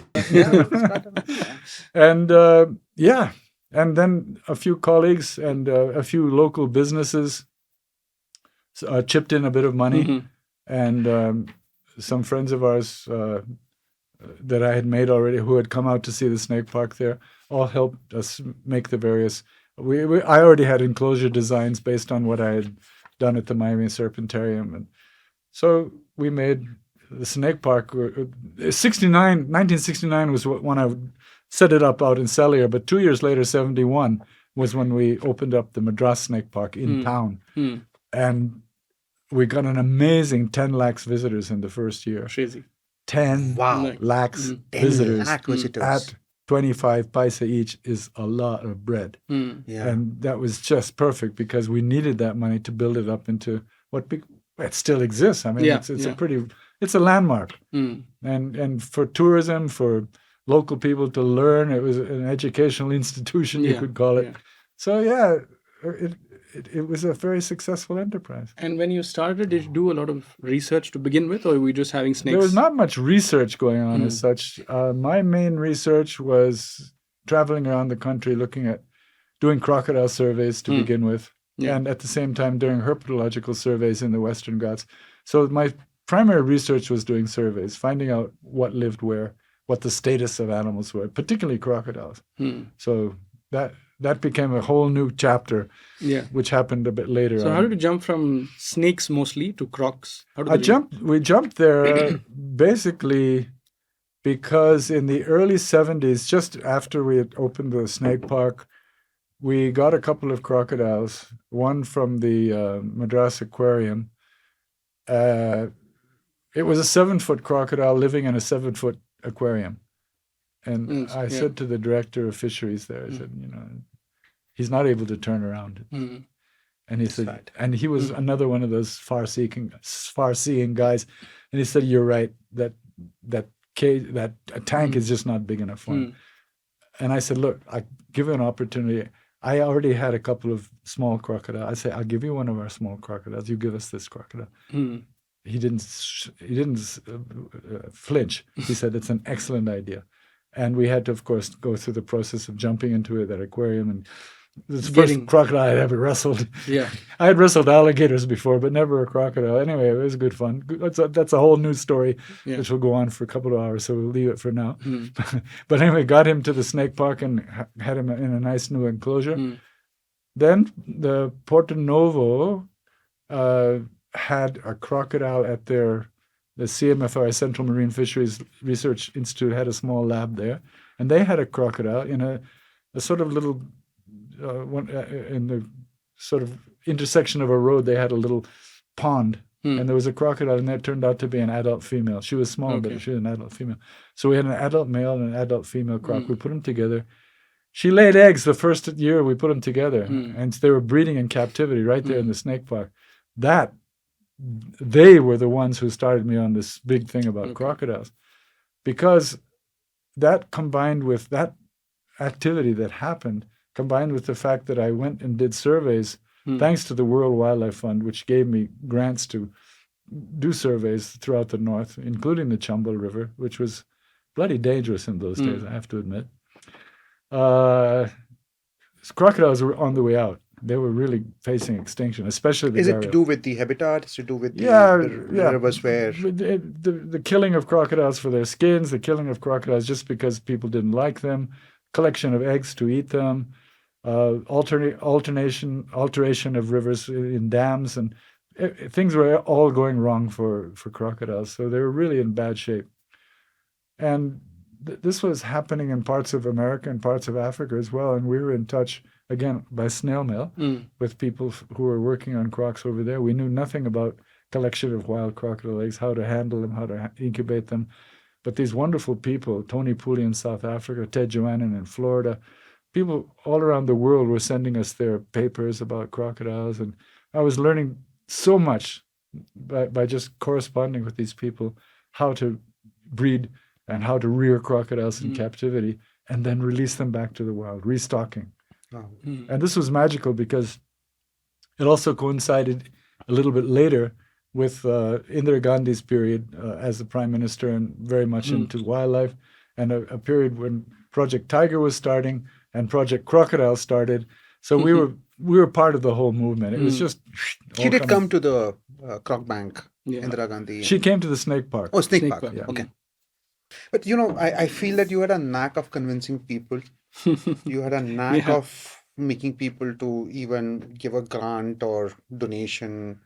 Or pawn out their gold chain. Yeah, I mean, it's amazing. How you Yeah. convince people that we can have a snake park, we can have a crocodile Mhm. bank. It's amazing. Yeah, I have a knack. I don't know what you're going to convince me for. There's just so many lucky circumstances and the right people with the right attitude. I mean, the World Wildlife Fund chipped in not big grants, but very essential grants at that time. Just, a 3,000 rupee grant at one time and a 5,000 rupee grant at another time. Just at the right time to do just the right thing. And, these are things which led to so much more. And then there were private donors as well. So, yeah, it was really good. I think it was just such an interesting thing for people to see. And this guy might be crazy, but he's doing some pretty interesting stuff. So when you were initially breeding Crocs, you had this, you found out about the sex determination where the heat really determines what the sex of the Yeah, animal I is didn't going to be. find that out, but they found that out, some researchers in the United States and elsewhere. But it applies both for turtles as well as... Yes, they first found out in turtles, and then they found out in crocodile. Yeah, I mean, everyone believed that the sex of a crocodile or a turtle is genetically determined and depends on the genes and so on and so on. But then they found out that actually incubating eggs of a turtle at a certain temperature will produce all females, will produce all male. Scientists all over the world, including India, just could not believe it. I mean, when that came out, it was just it was too simplistic, I mean, how can a couple of degrees lower, and now talking about climate change, are we going to produce all male crocodiles? Yeah. Because the temperatures are warming up so much? Yeah. Well, the answer to that is that crocodiles have been around through many, many climate changes, man. Yes, actually. I mean, hundreds of millions of years they've been around. Yeah. Okay? Yeah. And the climate has gone up and down in huge swings, much bigger than ever we're experiencing now. Don't worry about it. We may be gone, but the crocodiles will be They would and be the there. cockroaches will still be here. Cockroaches. They'll still be here. So when you had any incidences where the croc has run away and you guys had to go and figure it out? We had a very interesting and kind of scary experience. For one thing, we made the walls high enough that they couldn't climb over. We didn't think about them burrowing under, however, okay? And one day we came there to one of the mugger pits, and there were supposed to be 12 crocodiles, but actually there were only 11. And the 12th was where? And someone said, I think there's a crocodile in the sea, because the Croc Bank is located right on the beach. Right? Yeah. And so we went down, and sure enough, there he was swimming in the sea. So wait a minute. So one of us swam one way and one of us swam the other way. We had a net and we are going to catch him. And you know what he did? He caught a wave and surfed in right up to as soon as we got close to him. That's the first time I'd ever seen a croc surfing, body surfing, as though he was used to it. He knew exactly what to do, but he wouldn't let us near him. And so we said, okay, we've got to do this at night. So we started going out at night and again swimming out in the water with a torch and getting closer and closer and trying to noose him. Boom, he'd go under. This went on for days, and the current at that time was going north toward Chennai. And we were getting scared because you know how newspapers are and how the people are going to report crocodile sighted in the sea, heading toward Elliott Beach, coming near the. So we had one of our guys on duty, well, no more than one of our guys on duty, following this crocodile all the way to Madras. Finally, the poor thing got so tired that he was catchable on the beach just before he reached Elliott's Beach. And this is a long way. We're talking about 20 or 25, 30 kilometers. Easily, This poor croc had to move. But that was the scariest time we ever had of a croc escape. Amazing. So how did the Croc Bank start? So you already had a small setup with the snake park and you're already breeding crocs there. So, well, my former wife and I, Zai Whitaker and I, were very excited about the fact that crocs were breeding at the Croc Bank, at the snake park, pardon me. But the enclosure was not much bigger than this room we're sitting in. And if they can breed in a tiny place like this, and the fact that the results of the Croc surveys that I did show that Crocs are going extinct, we've got to be able to do something like breed them in captivity and start releasing them in the wild. And the forest department was very much for that. So we said, but we're going to need another piece of land. So when Zai and I got married, I think we had 14,000 rupees wedding gifts, and we were able to buy 3 acres of land on the East Coast Road. By the way, that land is now worth 7 crores an acre. Wow. And my sons keep cursing me, saying, "Why didn't you buy a few extra acres? Just stash it, We'd all be millionaires now." No, instead we made a trust. Dun, dun, dun, the Madras Crocodile Bank Trust. So yeah, I mean, being altruistic is okay, but be a little bit greedy too, I mean, so no. Anyway, I'm not sure if this is appropriate, but it's reality. It's the reality. It's the reality. The reality. And the fact was that we were very successful. I mean, her efforts and my efforts together, we set up something which is still in existence and has still, it gets 500,000 people a year. So how many crores of people, and many of them young kids coming through, how many people's careers have been started both at the Snake Park and at the Crocodile Bank? I would come to that, but I still have this thing. So is there a capacity of the Croc Bank? How many crocodiles you can have it? Okay, that's a very good and very pertinent current question. So there was a very forward-looking IAS officer by the name of Vijay Raghavan, and he was the Secretary of Forest and Fisheries, and he was very much tuned into the fact that we should restock wild habitats. So he got a government geo issued that 200 crocodiles will be released every year in all the various reservoirs in Tamil Nadu. And the source of all these crocodiles would be the Madras crocodile. That was a geo. We've got a copy of it. But unfortunately, that never really happened. They did take some crocodiles from us, and we sent crocodiles to various other parts. But in the meanwhile, we had bred over 1,000 crocodiles. So it was getting pretty full. It was only 9 acres of land. 8 acres, actually. And 1,000 crocodiles. You can see photographs of crocodiles sort of on top of each other and stuff like that.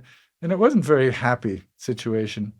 So a few years ago, I was, more than a few years ago, probably 10, 15 years ago, I started looking around for, in Pune and in Kerala and in Goa, would anyone like to start a croc bank and take, we'll give them to you free. I thought people would just jump on that opportunity.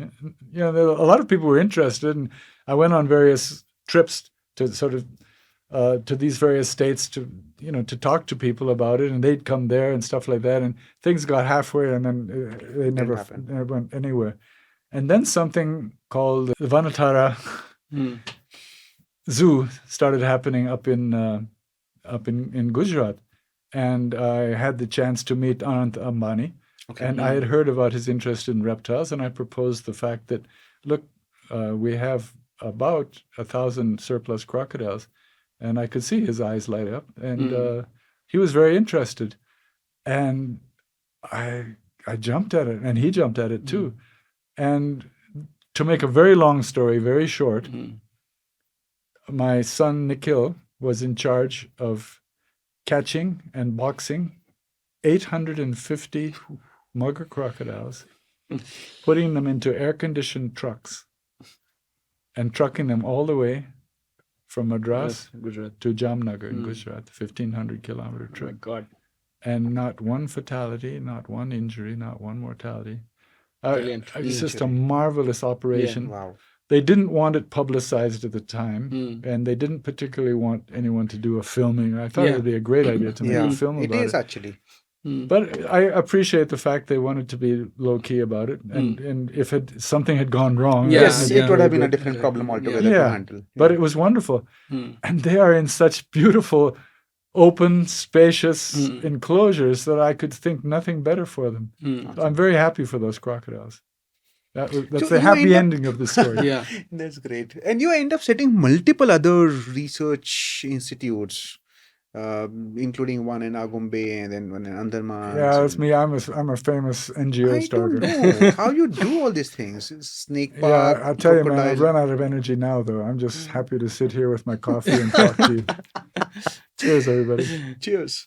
So ARRS and then Anant, they all look at very specific species. And it happened again as a result of my and Zai's interest in the Andamans. We were both totally enamored of the Andaman Islands way back when.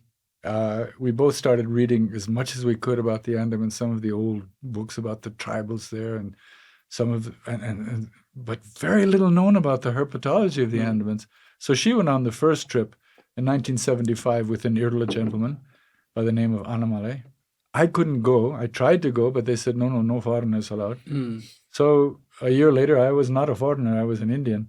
I just I handed in my citizenship at the American consulate, and the consular officer, the consul general, was, "Are you sure you're doing the right thing, son?" I said, "Yes, I'm doing the right thing. I was brought up in India. It just makes much more sense for me to be an Indian."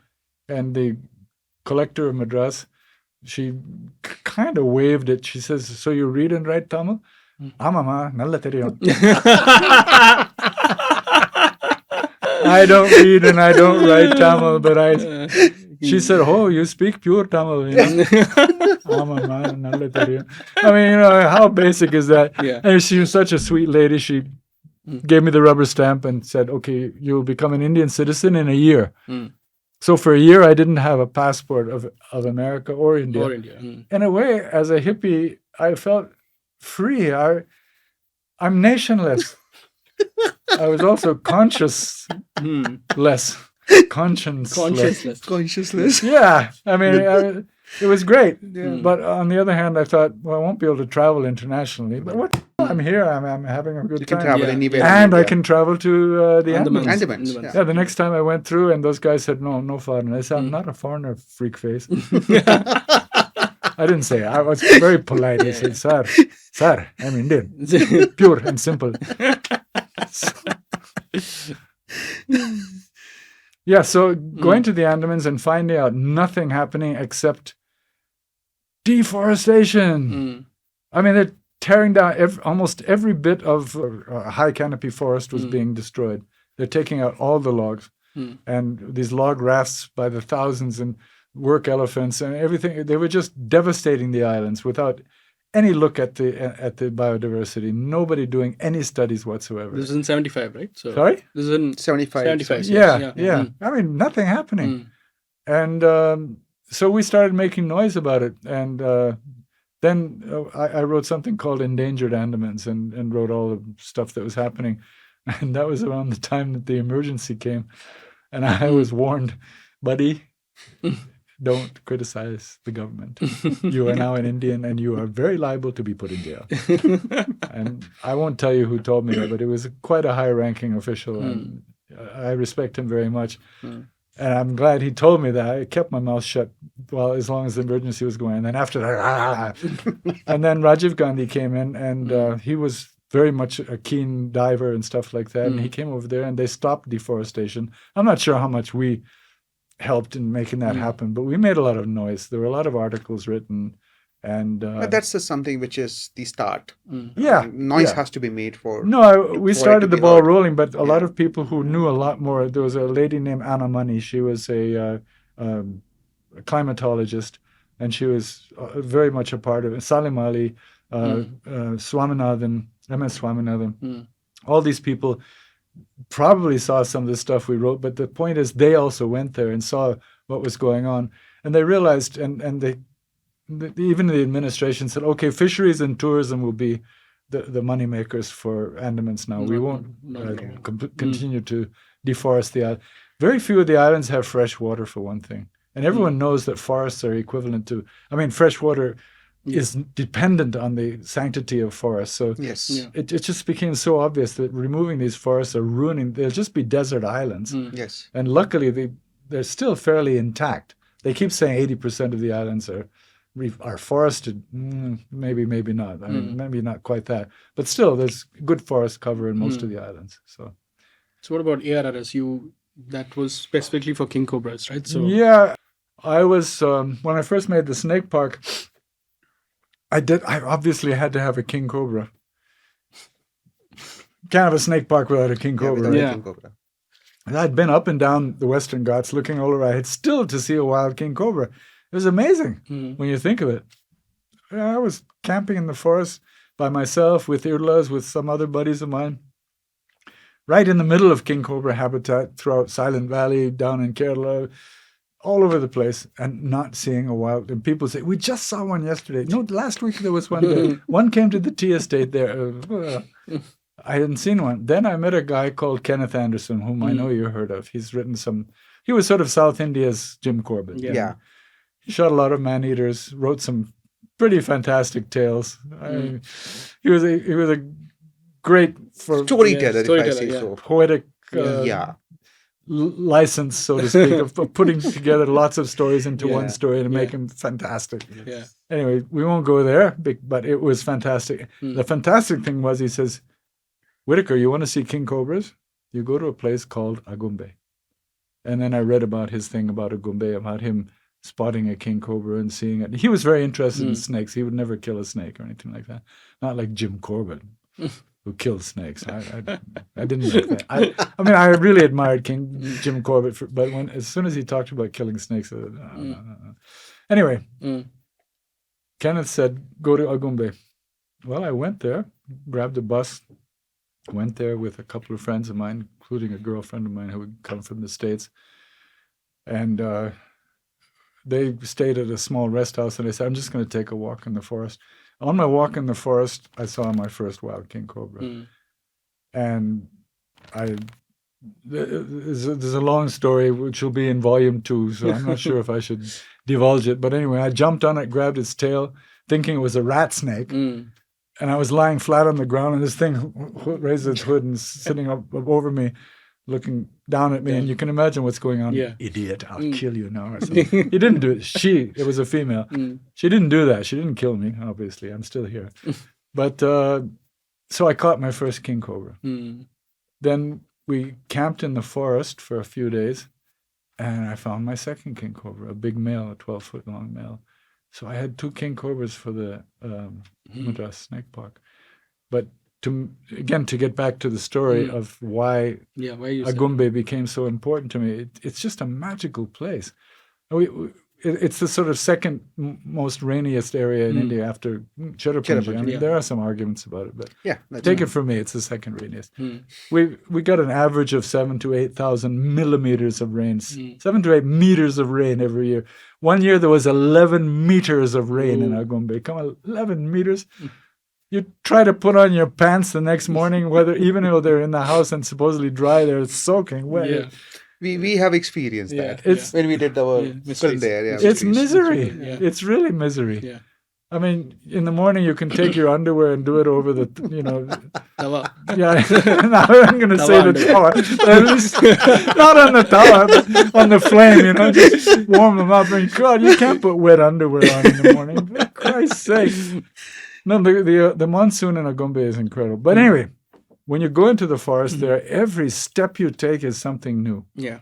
The stuff hanging from the trees, the things crawling on the ground, the number of species of insects, and you put a light trap there, and the amount of different butterflies and moths that come, it's staggering. And still so many unknown species. When we first went there, I think 39 species of frogs had been recorded. There are 139 species now. No. And this is just, 10, Same. 20 years Yeah. later. Anyway, in 2004, we were jumping Yeah. all over the place. Doesn't matter. I was asked by a guy called Harry Marshall of Icon Films that we wanted to make another King Cobra film. You made one back in the 90s. Let's make a real sensational one, which turned out to be, I don't know, pretty corny. But anyway, never mind corny. They're documentaries. What the hell? Any presenter-led documentary's got to be corny. All right? Otherwise, it's not going to sell, right? All right, and I submit that I have allowed myself to be drawn into that. Anyway, forget that part of the story. In 2004, Janaki and I were wandering through that forest next to Agumbe and next to what's called the Someshwar Wildlife Sanctuary, and looking for nice locations. And we found this beautiful location in surrounded by forest with a beautiful little house, a very simple local country house, but it was pucka. It was a mud house, but pucka mud with a tile roof. And this elderly couple living there, very pleasant couple.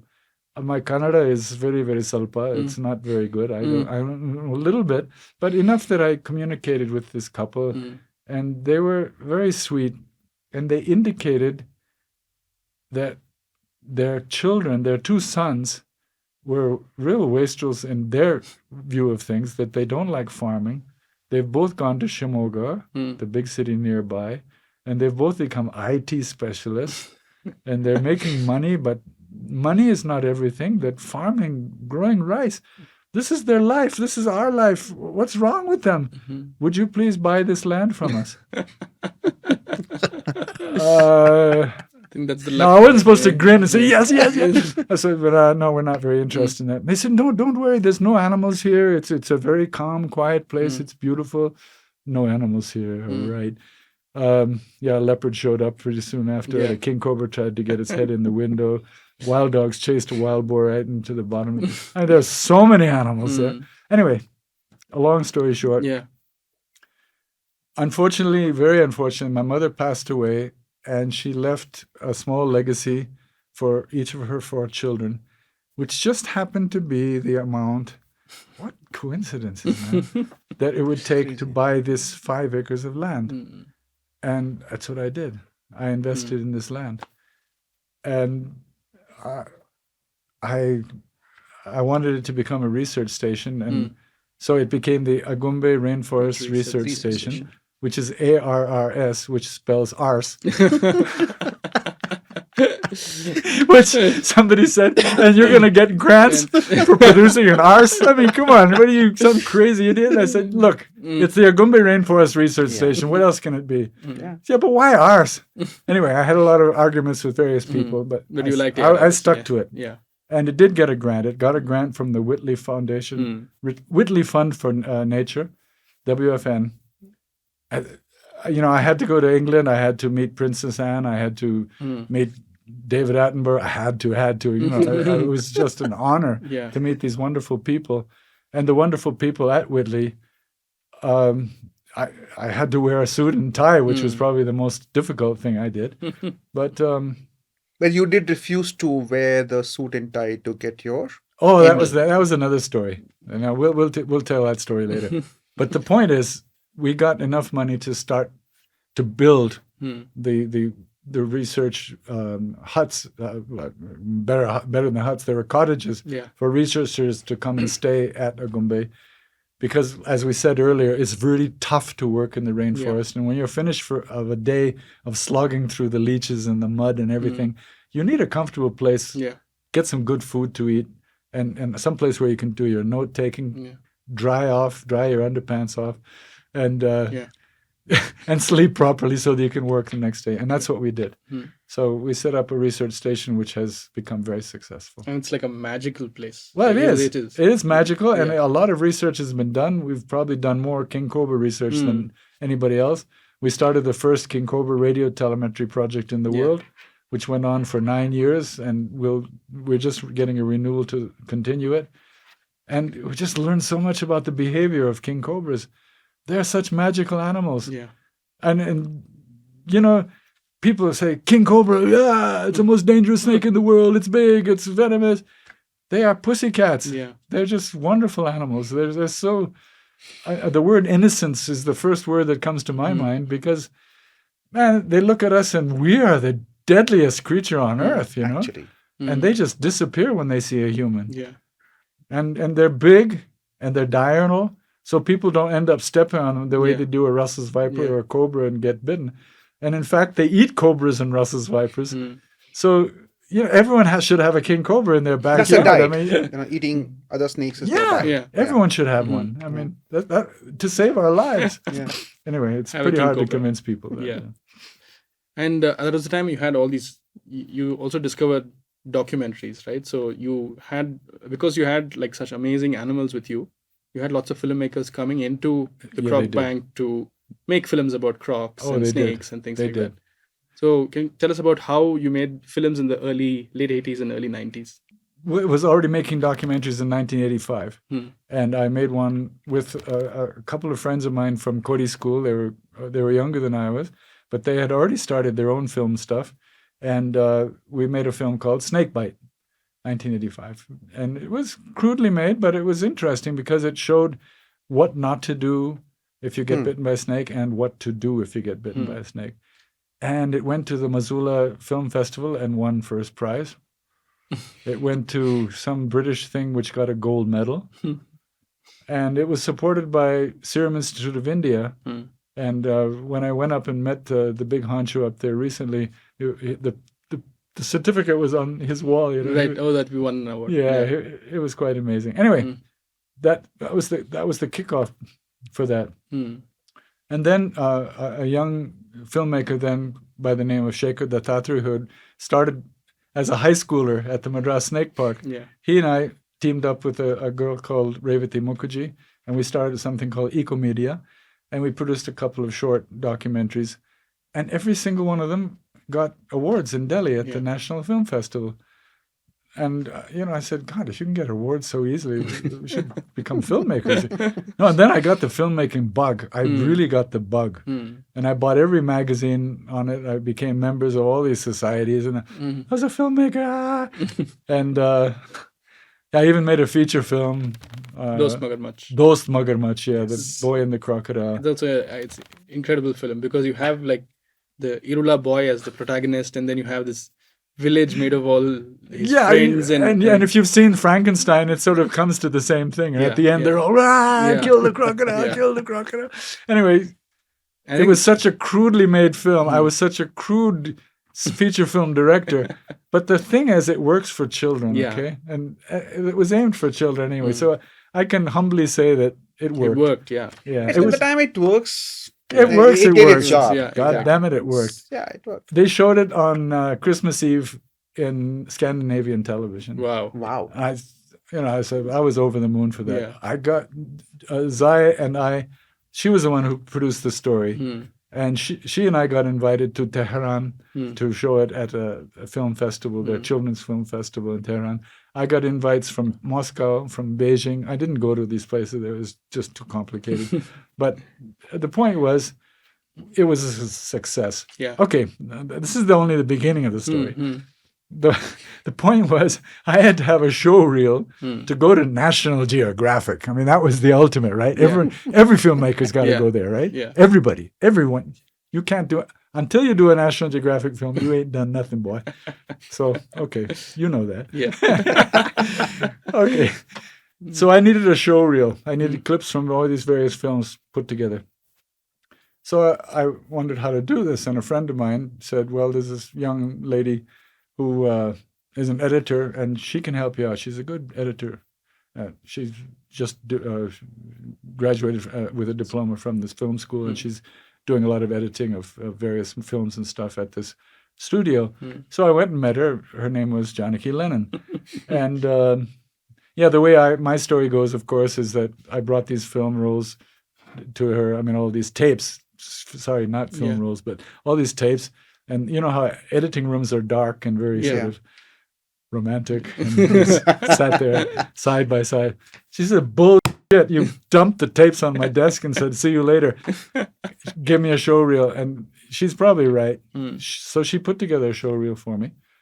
And I took it to National Geographic and showed it around. And those people were so polite and so nice. I was one of 1,000 wannabes. I knew I wasn't going to get anywhere. You can psychically feel how they're saying, oh, another one of these guys who thinks he's done some great work. They were interested because I was from India. That was nice.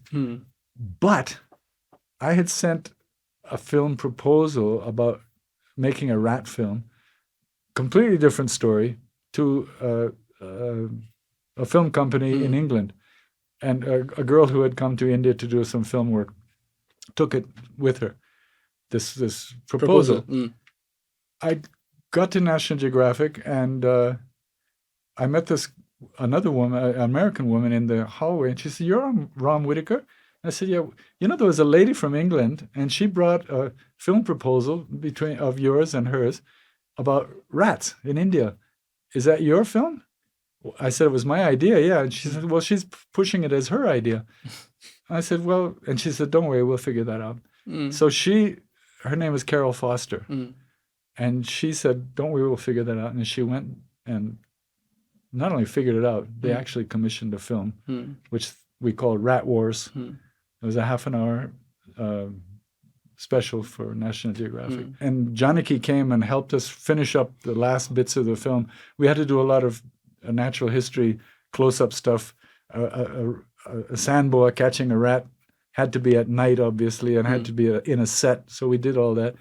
And again, that's how I got to know Janaki much better.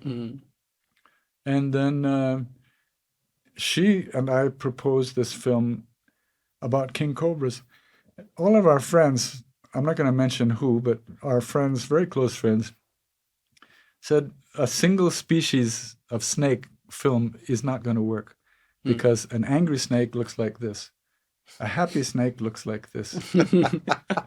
A frightened snake looks like this. They all look the same. They have no personality whatsoever. How are you going to make anything happen? But hell, and I said, no, man, a king cobra is a king cobra. Everyone's going to want to see it. And sure enough. And then, King Cobra came out. It was well received and shown around the world and stuff. And I got this long telegram from somebody in New York City saying, you've received an Emmy Award for this, and you will please show up in New York. You will wear a tuxedo. You will do this. You will do that. And we expect to see you on January 14th. And I looked at it and I said, wear a tuxedo, go to New York City. And I asked Janet, what's an Emmy? And I mean, seriously, I'm sure I had heard of an Emmy before, but I was playing stupid. I really was. I really didn't know how good it was or how important it was. I said, I'm sorry, I can't come. So I didn't go, and my mother really got pissed off. She said, you didn't go for your Emmy? I said, no, they're sending it. And they sent it in a nice cardboard box. Oh, nice. Yeah, how sweet of them. But it was kind of a joke. A family, a regular family joke. So that's the whole Emmy story. Yeah. So you end up inspiring a lot of people to do a lot of different kind of stuff. Either to talk about sea turtles or more work on with regard to the reptiles. And I think the tons of people who actually landed up in either a snake park or a croc bank end up doing some great work. Yeah, I love to talk about them because they really did do good work. One of the incredible dudes, well, there's several of them, but at the snake park is located right next to the Indian Institute of Technology, IIT. And in any college or any school, there are always students who don't give a shit about the curriculum. Yeah. And they know that their parents want them to become an engineer, but they'll be bloody goddamned if they're going to do it because they're just not interested in it. Luckily, there was an alternative option.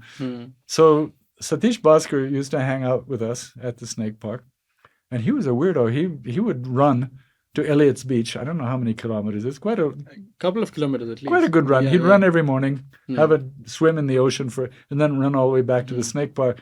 I said, aren't you going to classes? And he says, classes? Man, it drives me nuts. So he would help us he loved physical labor and physical work. So he would do a lot of moving of bricks, helping us build walls and stuff like that. And then someone brought us sea turtle eggs, and the fisherman brought us a sea turtle. They said, you want reptiles, right? And I can't remember what he said in Tamil, but he said, ame. He said, ame is turtle in Tamil, and he thought we wanted to keep ames. And I said, yeah, but we can't keep an ame this size. He belongs in the sea. So they said, well, we can't take it back. So we took it to the sea and let it go, and realized it was an Olive Ridley's sea turtle.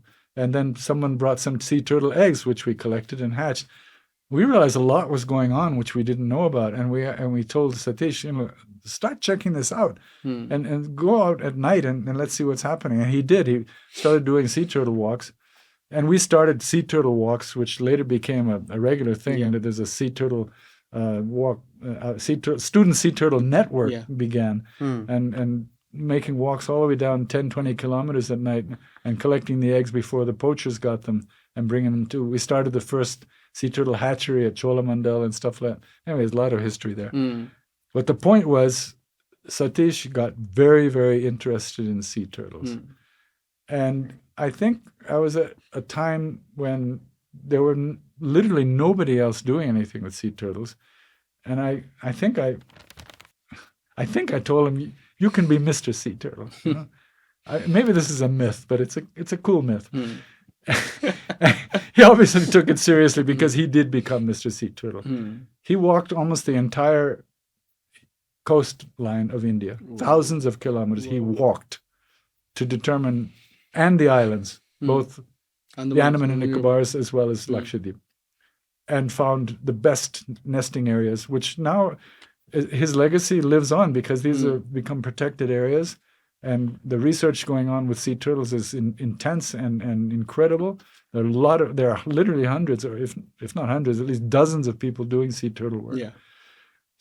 Okay, there's another guy called Dhruvajyoti Basu. And he was another incredibly weird dude. Satish passed away, and so did Basu, very unfortunately. They're such young guys, but in comparison to this old guy. And but the work they did, Basu started out as our staff artist. He's a Bengali, so he was artistic. No, he produced some really wonderful pamphlets and stuff like that. And he started doing surveys for us, some of the Gharial surveys. Okay. After I did the first ones, he did the follow-up ones where we shortlisted areas which he should go to. One famous one he did on the Chambal River. He was on the Chambal with the brand new field glasses given to him by the forest department, and guess who he met? Phulan Devi. I said, what? He said, yes, I met her. I said, so what happened? He said, she took my binoculars. I said, so what did you do? And I said, madam, please give me a receipt so that I can give it to the forest department. And she laughed, apparently. Yeah, she didn't give him a receipt, but she thought that was the funniest thing she ever heard. But she said, these are very nice glasses. I'm taking them. And he said, of course, man. What option you had? Bloody rifle. No option. You're not going to say no to Phulan You Devi. can't say no to Phulan Devi. What a story. What a story. These are spin-offs from the snake park, you know? I think that's what, I think when we look at all the people that I think you were able to accommodate in the snake park and the Croc Bank. Yeah. And I think you just let them, I think you had the knack again of just letting them blossom into the best selves. No, exactly. No, I just totally encouraged them, and they found their interest, or I guided them into their interest or whatever. And it wasn't only me, obviously. It was me and the sort of group of people that we all had, and the foreign researchers and conservationists who we were writing to at that time. And the girls who were my secretary, for example, my sister was my secretary for a while. Zai was the secretary for a while. Anne Joseph. And there's some wonderful girls who did. And we still have a lot of the letters that, these typed letters would come from abroad, and my scribbles would be on the back. Obviously, those were the answers that they would type out. Godrich gave us a typewriter, Wow, fantastic donation. We were getting donations from different companies and stuff like that. We had a cyclostyling machine, which Zai used to run, and she started something called Hamadryad, which was the newsletter of the Madras Snake Park. Okay.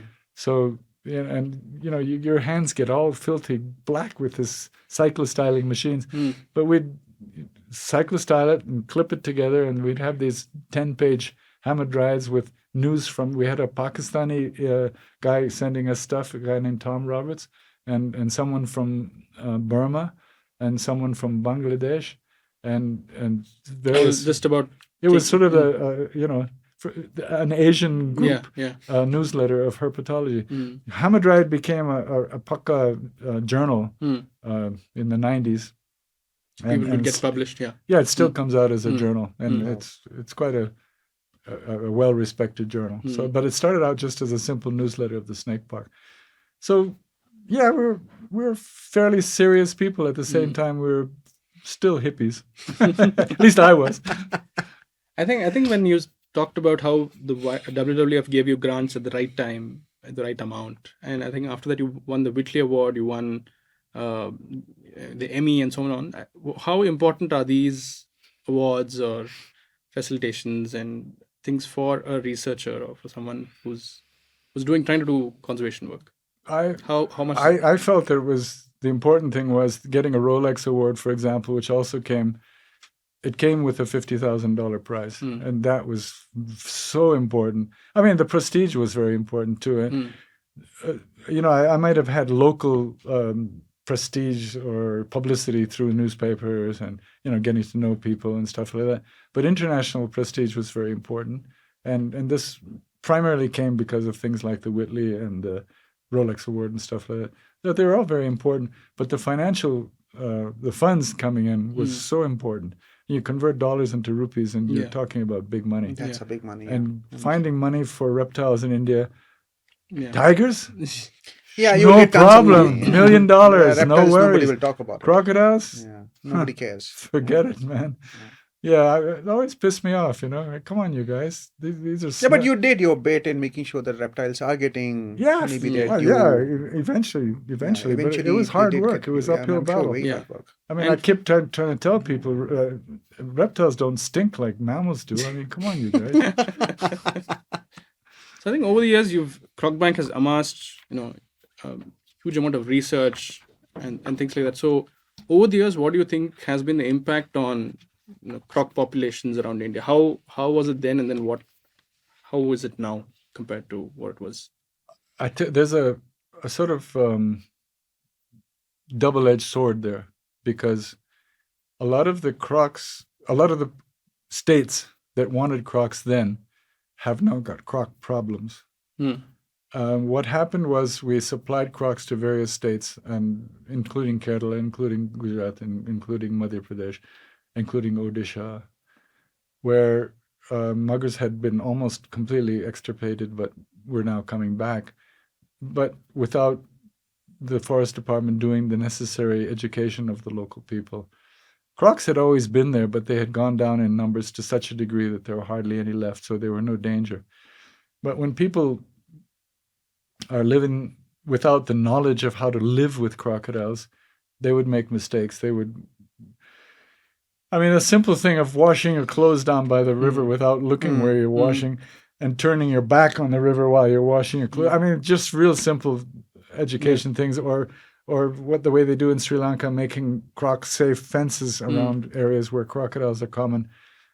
These all have led to Some accidents. fairly serious incidents of crocodiles attacking people, and that's very bad for crocodiles too. Don't forget, we're at a time when Crocodile Project started. The guy who was responsible, a big part of it was a guy called Dr. Robert Bustard, who was he's a Scotsman, but via Australia, who was hired by the government under the Food and Agriculture UNDP program to start the crocodile research here. He did a wonderful job of starting students like B.C. Chowdhury, for example, who became one of the very important crocodile people and headed WII for a while, and Lala Singh, several others who did wonderful work on crocodile research. But there was always this possibility of crocs becoming a sustainably used resource. And you can farm crocodiles so easily, and they breed like rabbits, and they could just become another bit of livestock, just like sheep Cows, or yeah. chickens or goats. But India's ethic on wildlife has been that no hunting, no sustainable use of wildlife. In fact, the Irula Cooperative, in producing venom from snakes, is probably the only, besides the wildlife produce or something. Yeah, besides the swiftlet nest thing in the Andaman Islands, Right. the nests. The nests, yeah. But those are just the nests; they aren't the animal itself. But so there's very little actual production, sustainable use of wildlife in India. But it could be extremely valuable, and it could be it could help the whole situation of for example, the crocodile attacks. If people realize that crocodiles are so valuable commercially, then there is a reason for them to be there, and there's a motivation for more education to how to learn how to live with crocodiles the way they do in Australia or New Guinea. Yeah. It's $1 million industry there, which I was fortunate enough to be a couple of years of. I was the production manager in New Guinea. So, I've had a wonderful career. Yeah. So I think that's my next question is that, in terms of policy level changes, if India has to make policy level changes towards, say, affecting reptile populations positively, what do you think should be the direction? Well, we just talked about sustainable use, Yeah. but it's not going to happen.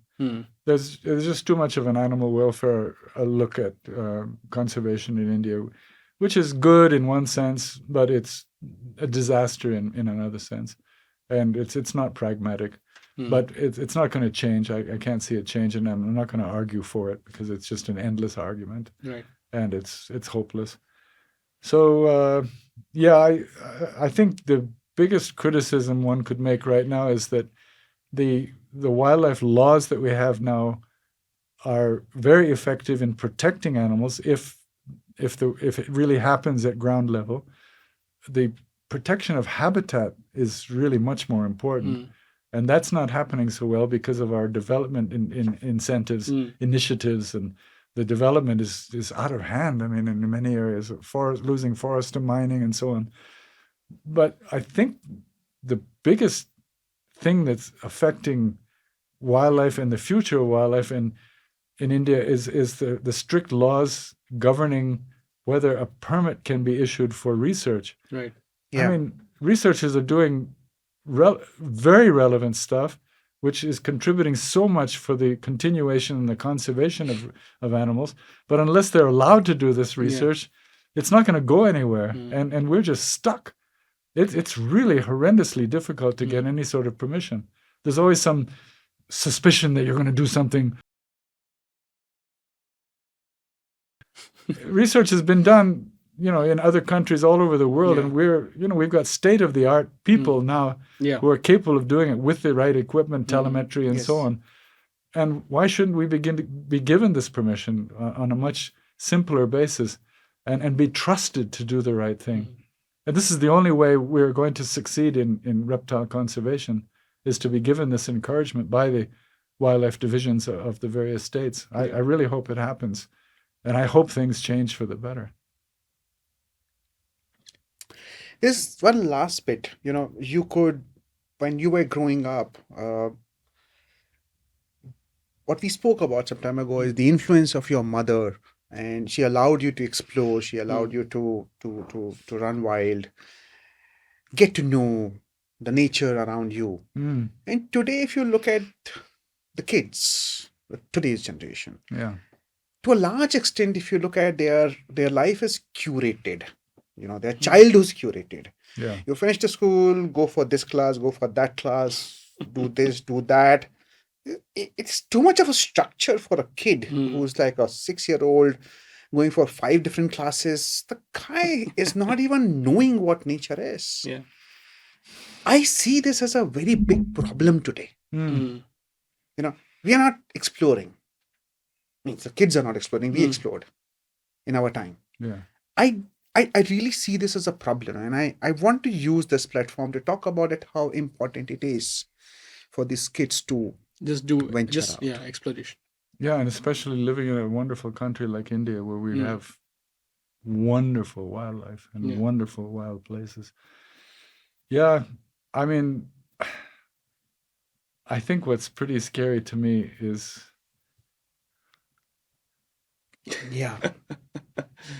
That is scary. I mean, kids just totally wrapped up in their in either their cell phones or their iPads or whatever. I mean, of course, we're talking about city kids. No, it's not very different. It's changed. It's not very different. Okay. It is all kids. Yeah. Okay. All Like kids. I have experienced it. I have been seeing the kids deep close to the Kanha. I've seen the kids in those villages in the morning when I go for a run or a walk, and I see the kid sitting on the road, phone is on, he's playing games. Wow.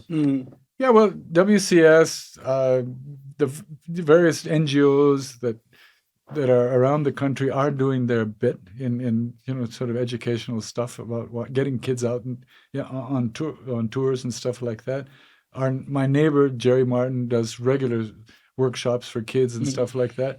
So it is happening. There are people out there trying to do stuff with kids. Yeah. Not enough, as far as I'm concerned. I just feel so lucky to have been a kid when I was a kid, and to have a mother that I had. And I think the message out there is to the adults, to the mothers and fathers, that give a kid every opportunity to get out in the wilds if they can, and see and enjoy, and possibly even get to do stuff with wildlife. And wow, even the school curriculums can be geared much more toward exploring wildlife habitats. Yeah. And, there's just so much potential in this country. Amazing. We're so lucky. Okay, Ram, Awesome. that was the podcast. Thank you so much for Thank doing you, this. guys. It's been This a last great- couple of hours, Brilliant last having a couple of hours is conversation with you. very enjoyable. Oh, it's very enjoyable for me too. Okay. you. Thank you.